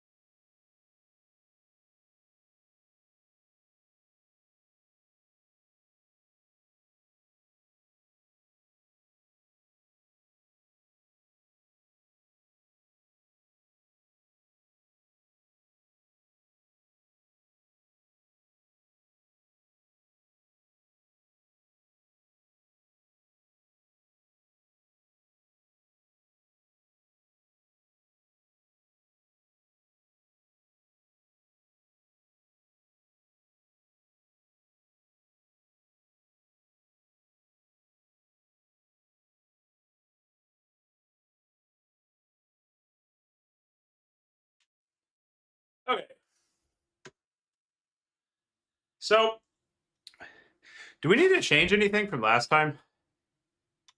He might go heavier range, yeah. I think Pendulum might actually be better against the archers than I think Pendulum might be better against the archers than Fires of Tzeentch. Because it's undodgeable, or it's hard to dodge. And it costs less. TZ. I don't think we need to change much, because that was such a crushing victory.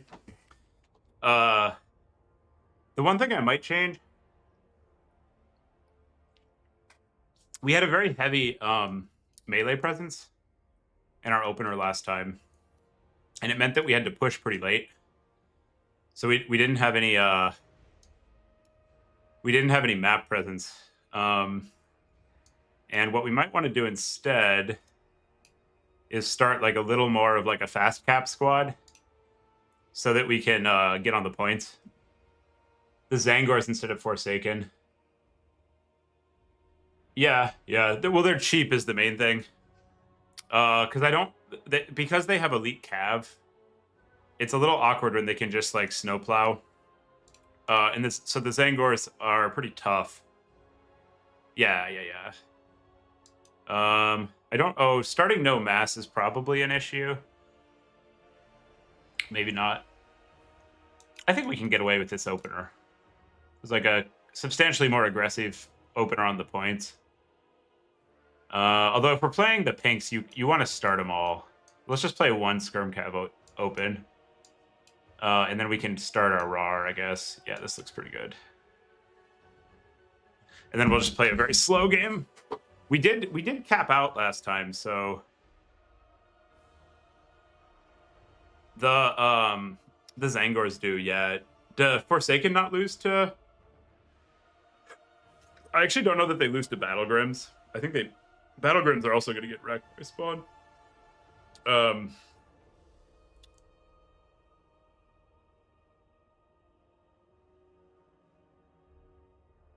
Yeah, we can take we can split the difference, I guess. You go like get some Forsaken, sure.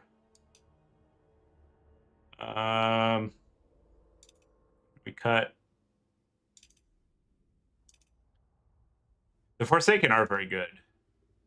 I'm not gonna complain about Forsaken. Yeah, this seems fine. We can do the mix and see how they do. I almost want more horsemen. Is this crazy instead of the Screamers? The Screamers do fight on the... No, we want one demonic unit, because if we...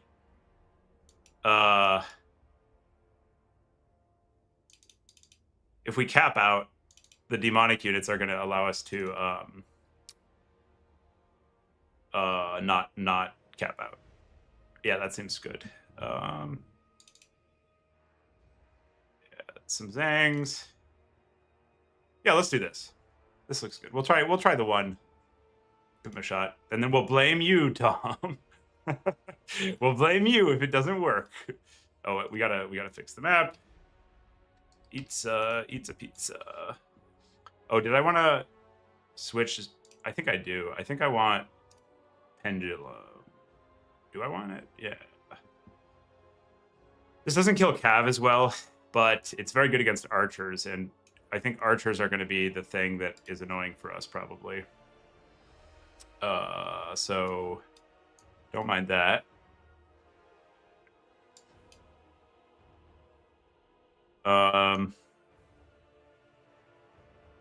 What if we go Scroll of Destiny? We downgrade this, and then we can have 2 spawn and summon the RAR when it doesn't get shot at. And get like a spear or 2 for the... Oh, the spend. The spend. Chat, the spend. We can't be a non-perfect spend peasant. We need to be living in the world. Okay. The scroll's got to go. The scroll's got to go. That's the logical conclusion. We must enact plan perfect spend. It is mandatory that one spend be perfect. It's not optional. How do we do this shit? All right, sorry. We're throwing your idea away, Tom. I'm too OCD about the spend. No, I did want to try the Forsaken. How do we? Because we don't really have a unit we want for 1,000. We're definitely not taking another E-Pink.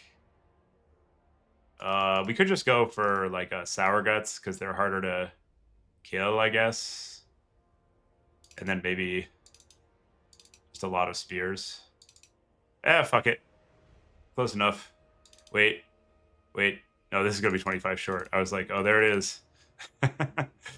Okay, what if we... That. Cut that. Run this. Cut that. Oh, it's 800. We're not taking one of these. Cut that. I like he's like, I wonder what he's thinking about over there. We're like, the spend! The spend! It must be perfect. Maybe one. No, the Sentient Tzeentch is going to get clapped. It's just not good against Brett. I guess we can cut the Screamer. That probably gives us a way to make this work. We do that. That. No. Cut 2 of these. Those in. Oh, that's off by a hundo. Yeah, okay. Okay. Now we can really blame Tom if this doesn't work. Because we're running 3 of them. And then we lost the tournament. Did I cut? Oh, I cut my second. Whatever. It's fine. I cut the second E-Pink because it wasn't good in reinforcements last time. Like, I had to resummon it to avoid gold capping. And I think I can probably manage the archers with Pendulum. So then I'm a little more focused on the cav with the rest of my army, probably.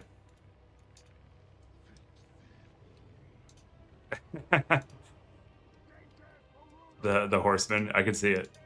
I could definitely see it. Of course. I wonder if we just play... I think because we're the melee faction, actually, we probably should play a top objective game here so that we get to approach from a spot that's hard to shoot. Yeah, I like that. I like that. We're going to play top.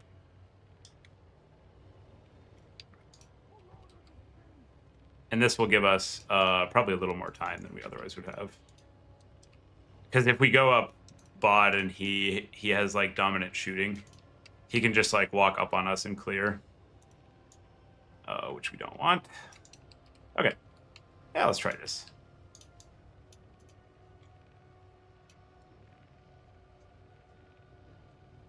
Tell Danikin we're ready. Ready. Looks like he is too. Oh, it's gonna get sweaty in here. This room is warm. Seattle is cooking. Seattle is cooking, chat. All right, semifinals. Can we win a tournament today? All right, so he took more archers. And he's not positioned to contest our top ground. Good. We're going to wait to see where he spent the bulk of his points. Is this a horse barrack? Interesting. And he's got Earthblood. I'm a little tempted to just get some poke on horse barrack because I think it's actually cost optimal to do. Like, he can heal. Oh, that was terrible. Okay, well, maybe not that. Oh.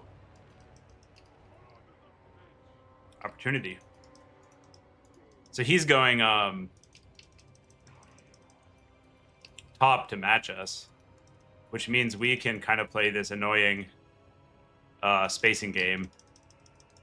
I'm also really tempted to get a pendulum off here, but I'm going to do the cheap spells, not the expensive ones.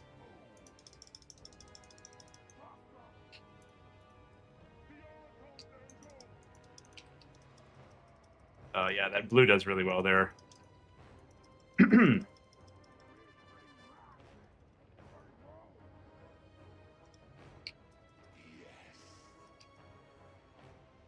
Knights Errant. Summon our slow, pricey things first. Make sure we don't accidentally overspend. We'll see if he's paying attention. Oh no, he is. Shit. Well, there goes 12 of them, guys. Good thing there's more where that came from. Jesus, that's bad. I was like, he's probably not paying attention. That's why you use blue fire in that situation.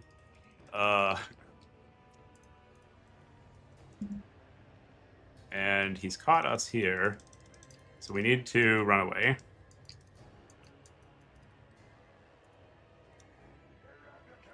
Oh. Can we get the Halberd Lord snipe? That'd be so fucking funny. I burned a net, which is perhaps a mistake here, because I think we can get some really significant damage on his Lord while he's stuck in. But maybe, no, it didn't work at all. Okay, tiny brains. Interesting.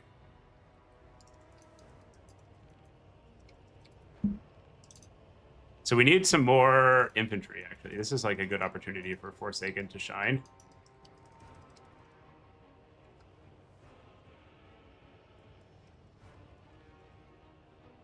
Micro a little bit.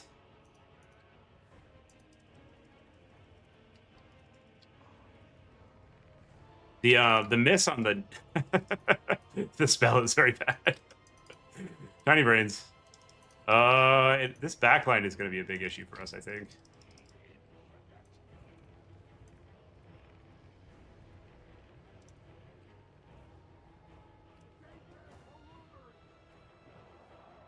Because we're already we're pot committed. We have to go in. I guess we just summon a bunch of shielded stuff and we go. Okay, this is a problem. Let's see if we're behind. What are these? Knights of the Realm. Okay, yeah. We have to go for an army ability here because we don't have enough stuff to compromise the shooting. And if Danican dodges, it's like a big problem. But we're behind, so we have to make a play. And I think that playmaking is working here. Yeah, sick. Yeah, sometimes you just have to take those risks because there's no other way out. And here I think I'm going to attempt to get a shot down the line. Because if we can get through his front line, we're kind of cooking. These will run away. These need to not get caught. These can archer drag. These get out of range. You run. You back up. Cover some barrier. Push into the archers. We actually kind of want him to chase Kairos like this. Because it means that his elites are not doing anything else.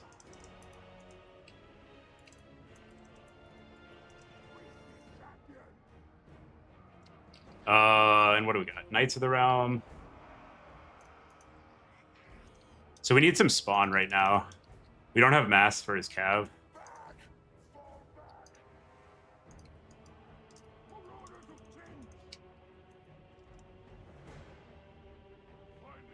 And this will be a pretty bad exchange for us here because we have no halberd support. I'm going to catch these. Get these in on them. You guys just run out that way. You go into melee. And he can definitely reinforcement deny us here, which is a little bit awkward. You guys go into melee. So we can shut down these archers. But I think I need the mass. Like, these halberds bot should be able to hold and do pretty significant... Oh, get these out of there. Get in there. They just need mass support. Oh, what a scrum. What a scrum. Okay, you get out of there. You shoot those. You run up there. Run this way. Go over there, everyone. Hope this works. Kairos flee. Okay. Yeah, Kairos is drawing a lot of aggro. This is good. Our spawn are coming. You fight there. You countercharge those. Run away. It's a very messy game. I would like to get Kairos up in the air and harassing this backline if at all possible. Because basically, like, his archers are not going to cut it. What are these? Knights Errant. I think those don't actually beat Forsaken. And now we want to be looking for an advantageous spell cast on, or Army 3. Oh god, run away. We want to be looking for an advantageous army spell on a, like, healthy elite cav. If we can find it.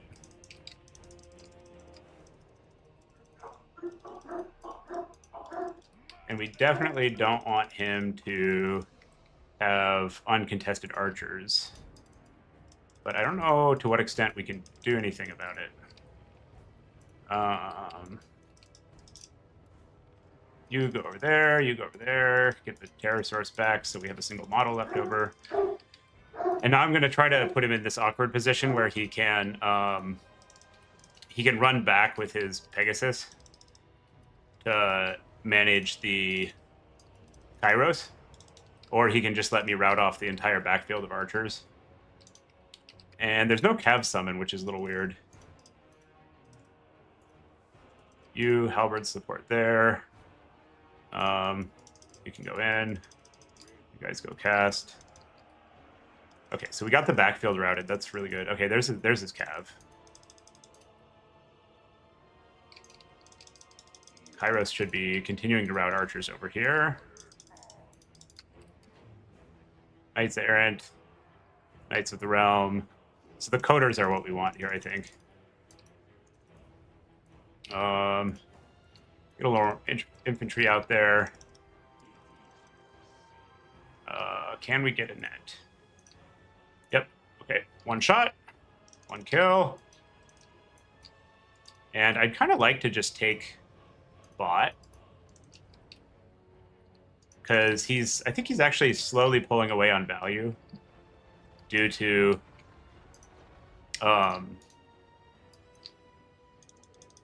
the ability of his Lord to blob fight effectively. And his healing. Although that'll help that we just got that big spell off. And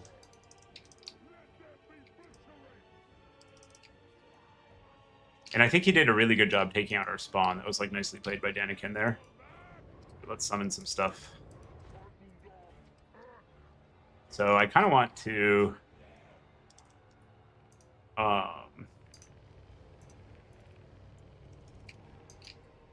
I don't think I can actually just, like, waddle in and take bot, though. So I probably need to play top and mid. What is this? Knights Errant. Not the most threatening unit. Kairos, you land there. I don't have a lot of time, so I'm burning my last spell to clear the archers. If I had more time, I would, like, hold that. But I need to not get too far behind on the points. And we don't have any more WOMs, so we're not going to get... I think we're not going to get an Army 3 off. That we can hope for is a good bombardment. Kairos, get out of there. And I'm actually going to summon one of these. It's a little bit of a gambit, because it means that we're going to be, like, understated in this blob fight. But it also means that if he doesn't win top by, like, a very healthy margin, he's going to lose on points because we're already ahead. So I think it's the correct play. We're not out of WOM. Oh, fuck. Okay, we somehow got one more. So now this should get us an Army 3.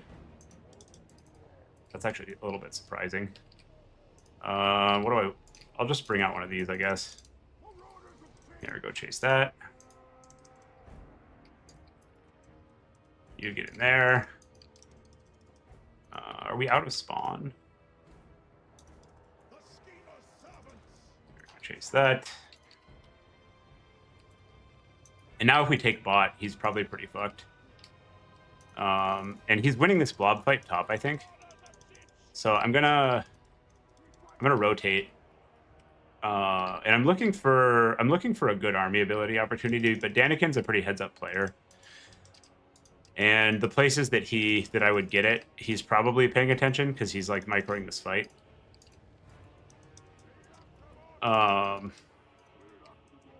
So I might not get the opportunity. The ideal would be like he's stuck in with some spawn in a fight that is in a point where he can't afford to get out of it. And then we just like drop the army ability. Okay, so we're taking bot. Now we probably win. Because he's going to get this top, but he's going to have to take mid through infantry that's like established in position.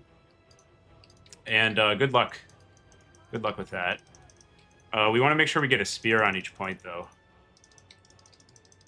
Well, time to see if he's paying attention, chat. Maybe in the chaos of it all, he doesn't catch this. This is going to kill our unit. Oh, yeah, he got it. Damn. We probably should have gone for the bombardment, but I was like, well, we instantly win the game if this works. So it didn't seem crazy. I respect to Daniken, though, for, like, being heads up on those kinds of plays. He's been very Johnny on the spot with avoiding our big spells. So you can't really take anything from him on that. And he does need to 3-cap right now, which is fortunate. We're going to need mass support mid, I think. Because he's able to just brick with his RAR. Actually, what we're going to do, we're just going to hold as long as we can mid. And then we're going to send a halberd bot, probably. Run away with these. Kairos, you get in there. Run away. Because he actually has to 3-cap. And now we just use Kairos like hyper aggressively. Use spread. This might actually be a Forsaken situation. The way the timer is working out.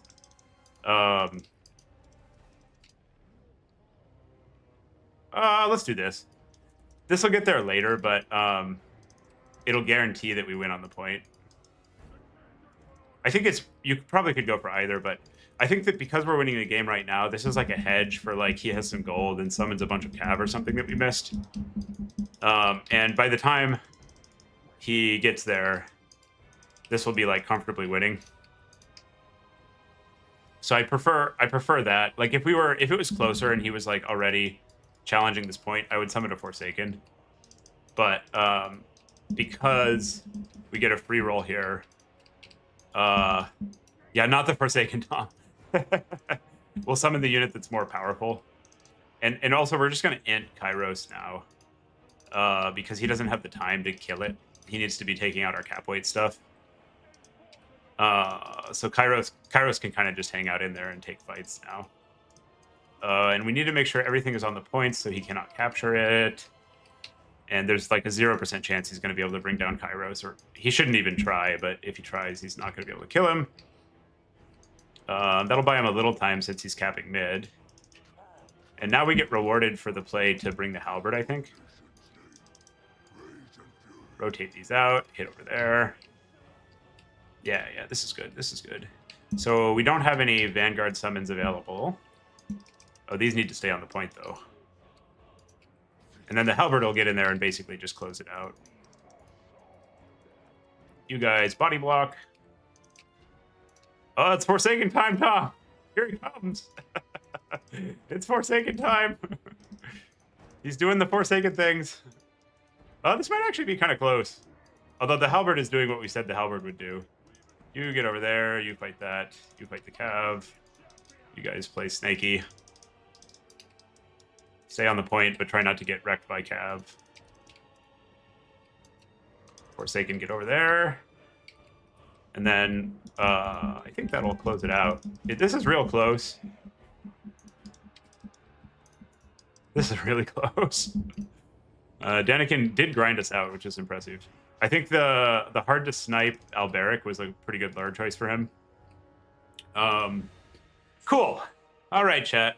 The dodge on the pendulum. Our greedy ass pendulum. We just blind it. We're like, he won't dodge that.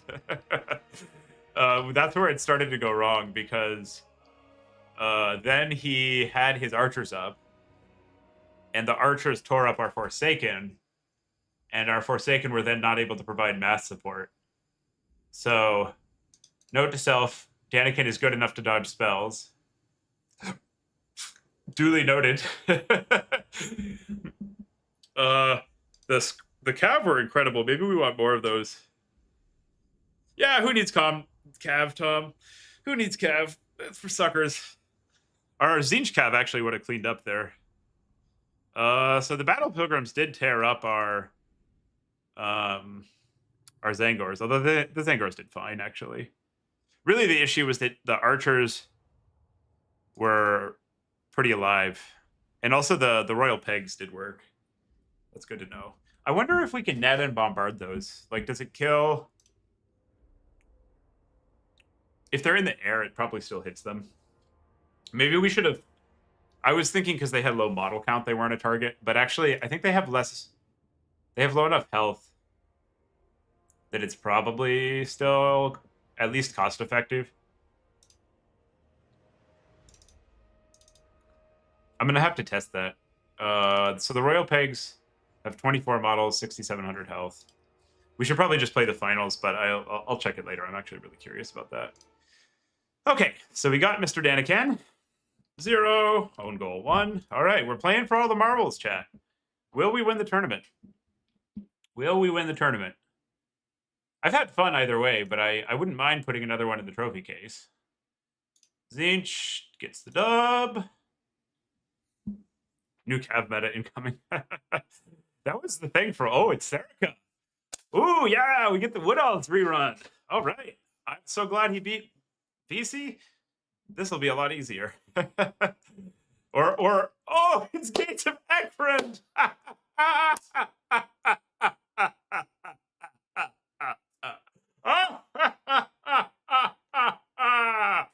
Shoot this. So he's gonna have to go the damn... Oh, that's so funny. That's so... Why did he pick Wood Elves today? I guess that's what he just does. He's gonna have to go the damn melee build. That's pretty funny.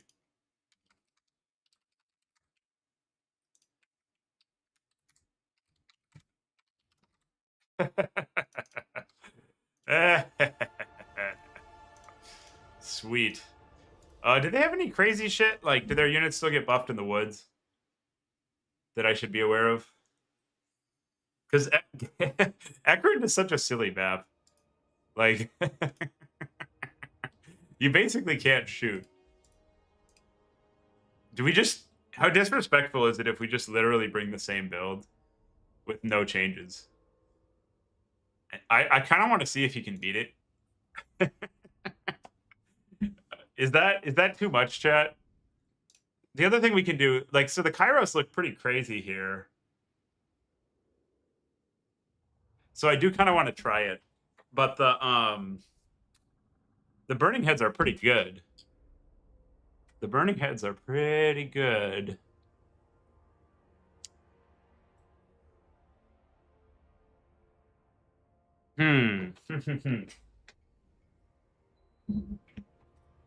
Also, probably our Chaos Knights are a little bit worse here because of the trees.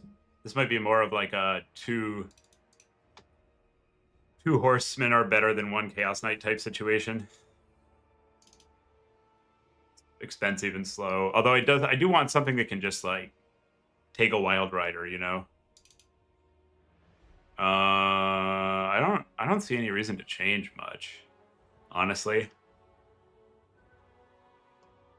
I am very, very tempted by the Kairos shenanigans. Basically, it costs about the same, but I like having an anti-large piece in case he rolls up with like a big SE. And it also helps tilt the Cav duels. I mean, I'm sure Kairos could get like 4K here. What do you think, chat? Should we do the global buffs are also kind of crazy. Like the wand is no joke. So we can do that. Or we can roll with, we can cut this lord and this guy and run Kairos. I think I like the cheap package. And also Kairos gives him like a thing that he can snipe, like he can net it and like focus fire it, which we're not particularly interested in having, you know? Yeah, this seems fine. I always hate running builds back against good players because, you know, they like have thought about it and such, but I guess we don't want the Sour Guts this time though. That's one change we should make. Because on this map they don't really float. The one other thing I'm wondering is like, did Chosen beat up on Rangers? Because we could go for, we could upgrade some of these guys to Chosen. What's the stat delta? So for, we spend basically 550, and we get extra health, extra armor, the same amount of barrier, and a whole fuck ton of stats. That's pretty interesting. I wonder if we... I kind of want to take one to see. Yeah, let's try it, sure.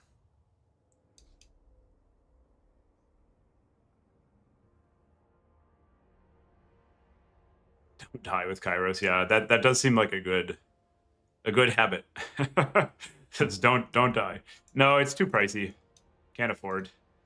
Okay, so what are we doing if he just rolls up with like literally all of the Wildwood Rangers? We want to make sure we have plenty of spawn because these match up pretty well into those. And maybe another Chaos Knight because we already have infinite infantry. Maybe I actually kind of like a late game that rolls out with a whole lot of Marauder Horsemen.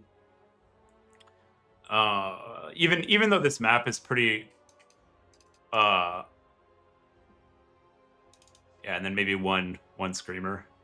Even though this map is pretty unfriendly to shooting, there'll be like opportunities, and these guys will just wreck all the Wood Elf Cav if it gets overextended in our side. Okay. Yeah, fuck it. Let's try it. This looks pretty good to me. Let's tell Serica we're ready.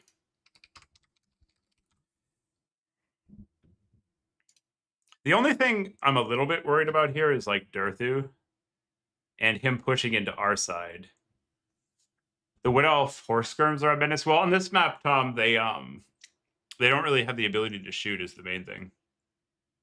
Because it's like pretty closed off. I guess we could try to get one Sour Guts in here. The Sour Guts did a lot of damage last time. It's such a good unit. And then maybe like a spear. That seems fine. Yeah. This also will fuck up Rangers.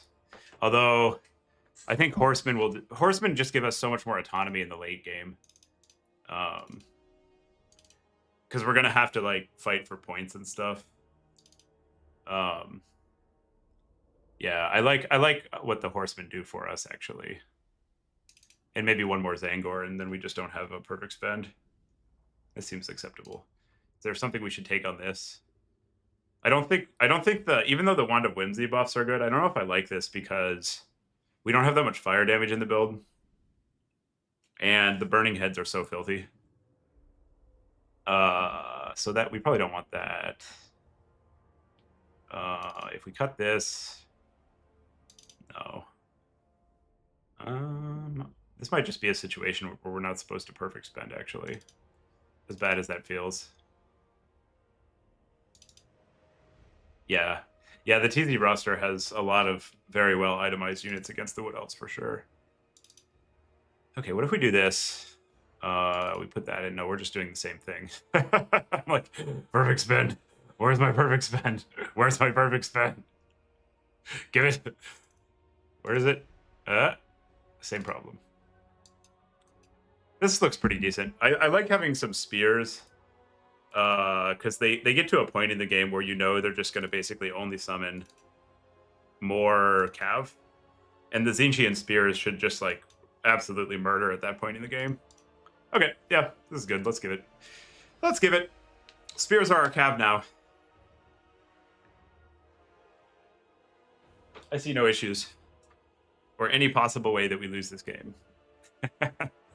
I guess if he's like dearthing, that's where having like enough skirm cav is kind of important. Like that's a real way that we can actually lose. So we probably need a third skirm cav. And then we can maybe run one less Forsaken and one more spawn. And we have like a pretty rounded out build. This is less Forsaken than I like, but it seems pretty reasonable to me. Or sorry, yeah, this is less Forsaken than I like. It, like you want some amount of cav here for the late game for sure. I don't think even 3 horsemen is going to be enough to kill a Durthu blob. So probably what we're doing against Durthu is avoiding him actually. So then we can go like this, and our spend works out pretty well. Yeah. This is this just the build we started on? No, it's minus the sour guts, but that's pretty funny. We spend like all this time like fiddling with it, and then we're like, oh yeah, that's good. Ready when you are. All right, Serica doing the deep thinks. I do really want to get that like hashtag 5k damage Kairos going, but I think that I want the dependability of the. Oh, the one thing. How does Burning Head interact with trees? Does it? Because it bounces, you know. I don't know what terrain class is required for it to bounce. That'd be pretty funny if we just lose because our Burning Heads don't work at all. I don't know the answer to that. How does it interact with trees? I think also the infantry gets a debuff in the forest, or the cav does, and so does the spawn. So we might want to lean a little bit more. Yeah, we can cut a spawn for another horseman, because I think the clunky ass spawn are going to be bad in the tree map probably. I hate doing it though, because you need mass so bad, so they can't just like. Oh, trees you can walk through. Yeah, that sounds right. Yeah, let's just do this. This is good enough. Send it. Oh, make sure we have the right spell. Yeah, we do. Cool.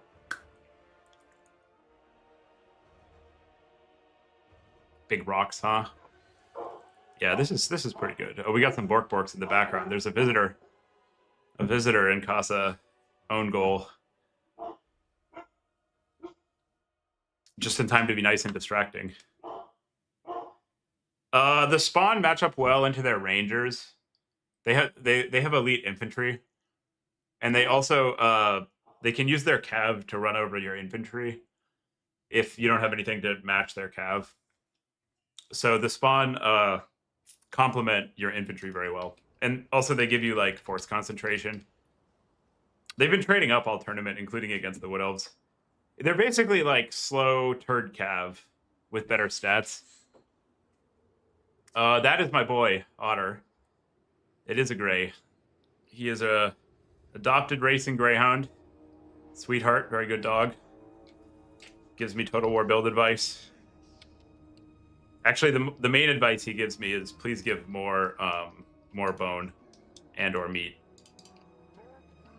That is Otter's favorite advice to give. Okay, so he's got 10 units. Let's start out the elites in the woods. We'll see if he went melee tide. And we kind of have to balance which side we're on a little. We want to cap our home point, and then we don't really want to like push out too far. The woods are fine because he can't hit us, but in the open ground, we're like a little anemic to pushing. Okay. Hotkey those, hotkey this. Oh yeah, they're wonderful dogs. They're wonderful dogs.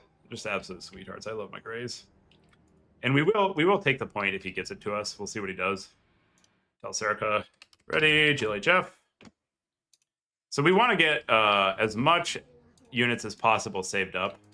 Okay, so some Starfires, some Eternal Guard. It looks like he's got a melee heavy deploy in the woods. The main way we lose is we just like face check. We're like, oh, where's his Wave Watchers? And we walk out and get like netted and killed. He has some stock units over there, or maybe units on the far side of the hill that we can't see. So we want to take advantage of the terrain. We'll get our caster out so that it's in position this time. Last time it was like way out of position. And there's really no impetus for us to go here. Like, our WOM is better than his WOM. He might have like a flock caster in the forest.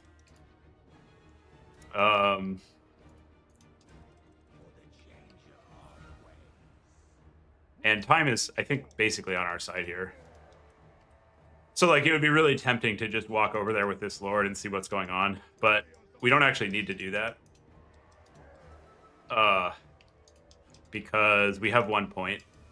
So there's, like, absolutely no reason for us to make ourselves vulnerable here. And what we're attempting to do is build up enough critical mass of melee and mass, so to speak, that we can push through him and win. So we'll give him that point if he really wants it. And when we have enough stuff, we need to go 3-cap, basically. We'll get back a little bit from the edge of the forest.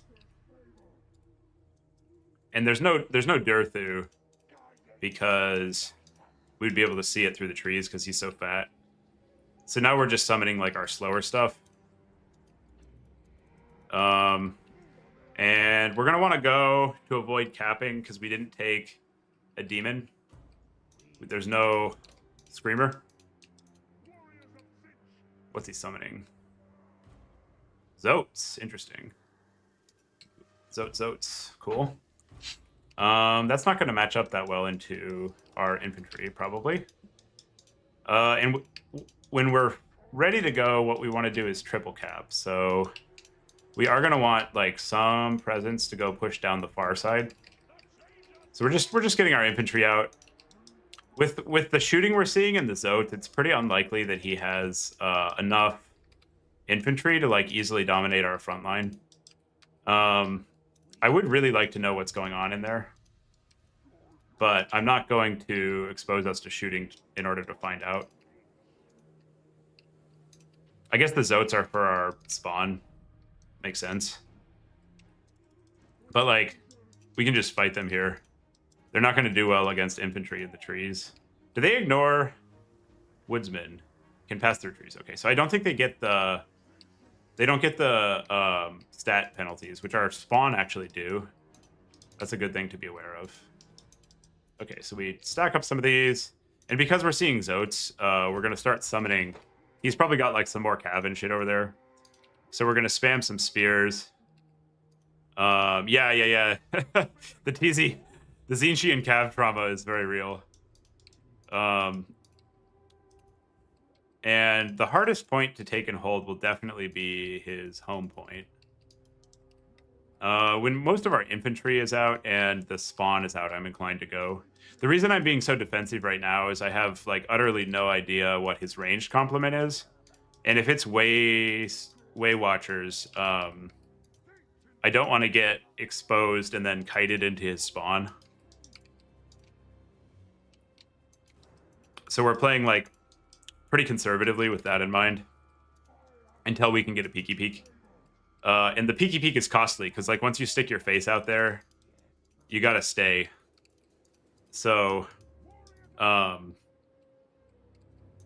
we need to have enough stuff that we're okay committing and staying committed. What's he got here? Eternal Guard spears are gonna get just mulched by our stuff in melee. And we're not, I don't think we're too worried about WOM dumping. You know, we can overcast, and we'll be able to spend through like this WOM we built up pretty quickly. And our Lord is the last thing we want to be like creative and aggressive with here. Because there's still like the possibility that there's a way watcher here or here is moderately high. Or something. So we'll get these close because he's probably going to take a big fight here when we go out. We also need to be a little bit careful that there's like not a monster flock. We don't know what his caster is yet. Okay, so we're gonna slow push with some shields and chaff over this way. And we're going to rotate these to be closer to a mid fight in case they need to support. And I think we want the Tzeentch cab the least. Because of Zotes. Like, it just doesn't work into Zotes. We'll push out here. We'll stick our Lord out of the woods just in case he's got anything that... So that was a arrow. Okay. What's he got here? Some Zotes. Some archers in the woods. Okay.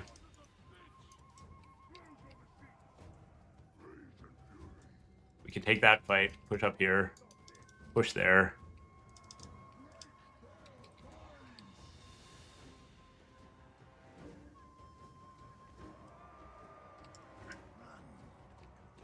Get this back in the woods. I'm trying to double up, but I shouldn't be greedy. I should just get this on cooldown. Run these out. Run these out.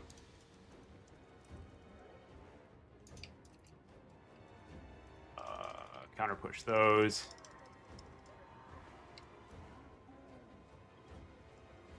I don't want that. I don't want that exchange. This exchange is good, though.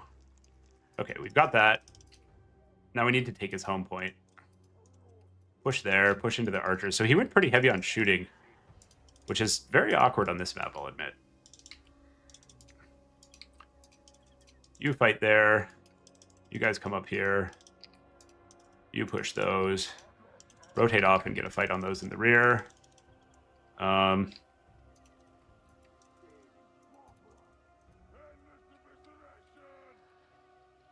He has healing, so these can go there. Those can get in there. Yeah, he doesn't have dwellers. Oh.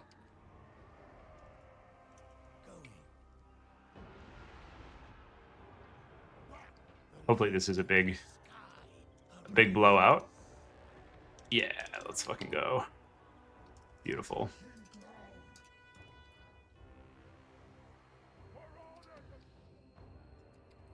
That was devastating. And now we can get the Chaos Knight. Send it around to chase these off. Just go apply some pressure on our friends, the Zote boats. You rear charge those. These need to get in there and support. You can chase. You can chase. And we are going to be looking for another spell here pretty soon, I think. So where does he have elites? Elite infantry, at least. Yeah, this is a pretty good line for our spell, actually. Did we get the triple? Yeah, we did. Okay, sick.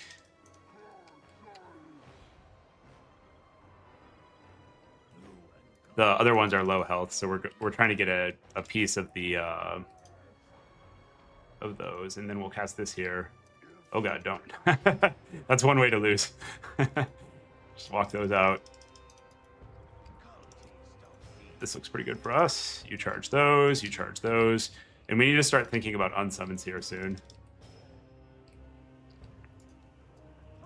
We successfully got the triple, which is good for us. You get out of there. You guys go fight there. You fight there. Push on that. You run over there.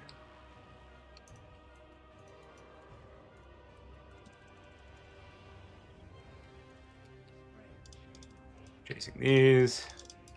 You rear charge those. I'm going to unsummon this, even though it's got some health, because we're going to absolutely supply cap this game. We're not that far into the game, and supplies are running low. Okay, so we're looking for a big cast here. That's a pretty juicy one if we can get in range. We're kind of fisting him. This is good. Oh, shit. Get those out of there. You guys go support. You go support. You go support.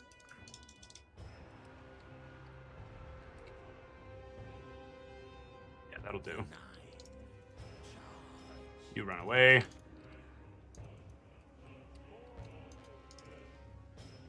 Charge the Zotes. Run away from those. Yeah, we got a good hit there. Good shit. You get in there. We don't really want to fight the tree lord if we can avoid it. Marauders can run. You can take the charge there. Lord goes support. Just keep the infantry coming. And we're not really in fear of a triple. Or in fear of a supply cap, because we did a pretty good job emptying units earlier. Oh, fuck yeah, Chad. I think we've got him. I think he's cooked. I think we cooked him. Famous last words. We got some power reserves left over. We do need to maintain a presence on the side point, because we've got this like blob fight over here that's kind of awkward. We're not going to be able to hold this home point, and we shouldn't try. So we need to... We'll just summon this because it's up, and we've got about enough time for one more unit to waddle in. You guys pressure there. You guys turn around and take that fight.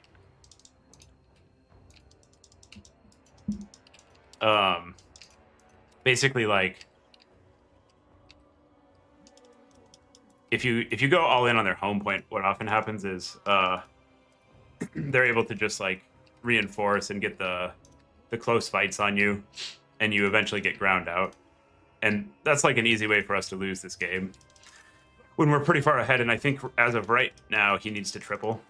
So we just need to hold the points and not expose like a really high value target opportunity to him, which means not overextending. You know, exercise some discipline. I'm going to save up for another storm, because I think there's a few more good targets, and we'll see if we can get a nice... So this is going to be our last burning head, so let's overcast it. Looks pretty good. Summon more of these to fight Cav. Unsummon you. Yeah, that was great. Very clean cast. Good damage. Caster's done its job. Where's our lord? He should probably not be fighting there.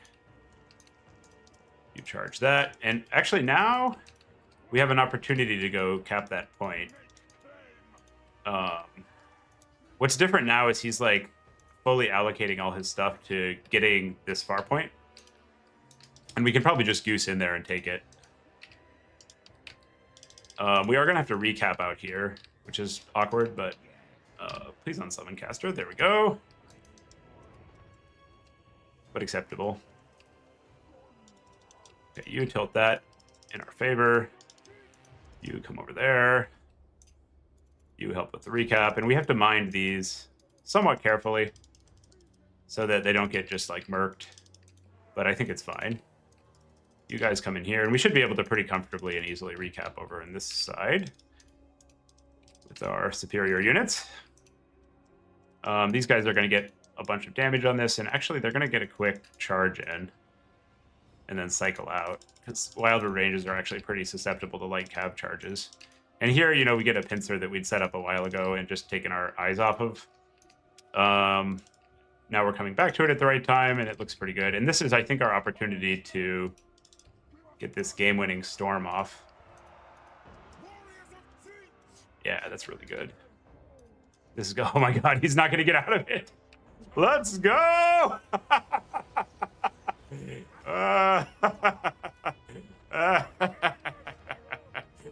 Fucking excellent. You love to see it. There we go. I thought he was going to dodge that and it was going to do like partial damage. Sick. Nope. Serica, finals, dub. Sweet. I'm happy, chat. That was a good way to finish it off. Just the massive Army 3 catching 4 units. I think the Cav we're going to get out, but maybe we get routed. But that was like a 0-1 on that Wildwood. Just a 900 gold Army 3. Sick. Yeah, I like how the spawn do better than they look on value, because they get a lot of utility with just like one spawn left over, debuffing stuff and holding enemy units. I mean, really, that was like he stacked a few too many units for a double burning head. And this caster was insane because it was getting Burning Head off, but then also proccing Wand of Whimsy and giving our melee stuff like global buffs. The Chaos Knights actually did pretty well. Overall, build felt like, you know, what you want. The Chaos Warriors did fine despite being countered. And his Cav and stuff just didn't really get it done. So thanks everybody for watching. I had fun. Yeah, Neroxa is Serica. He's like probably the best Wood Elf player. Actually, no, Charix is the best Wood Elf player, sorry. Charix definitely is, but Serica plays the most Wood Elves and is probably the second best player. Cool. Well, thanks for watching the stream, everybody. Remember to subscribe if you like this kind of content. It helps me build the channel. Do it now. Do it. And like this and share it with folks if you think anybody would enjoy it. Appreciate you all. See you later, nerds. Now I will awkwardly look for the stop button. Actually, let's see. Is anybody else streaming? We just got the button because you all had subscribed and stuff where we can finally send you to places. I think let's figure out if we know how to do this. There's some way. There's some way to do this. Customization. Oh. Add. Choose. Wait. Turin. Is Turin? How do I? Does anybody in chat know how to YouTube better than me? Italian Spartacus. He's not even playing Total War. What is that? Total War. All right, we're going to send you guys to this guy. Feel free to drop off if it's no good. Redirects allow you to keep viewers engaged across add a live stream. I don't know what this is actually going to do, but I appreciate you all, and I'm hitting the button. Let's see. So long.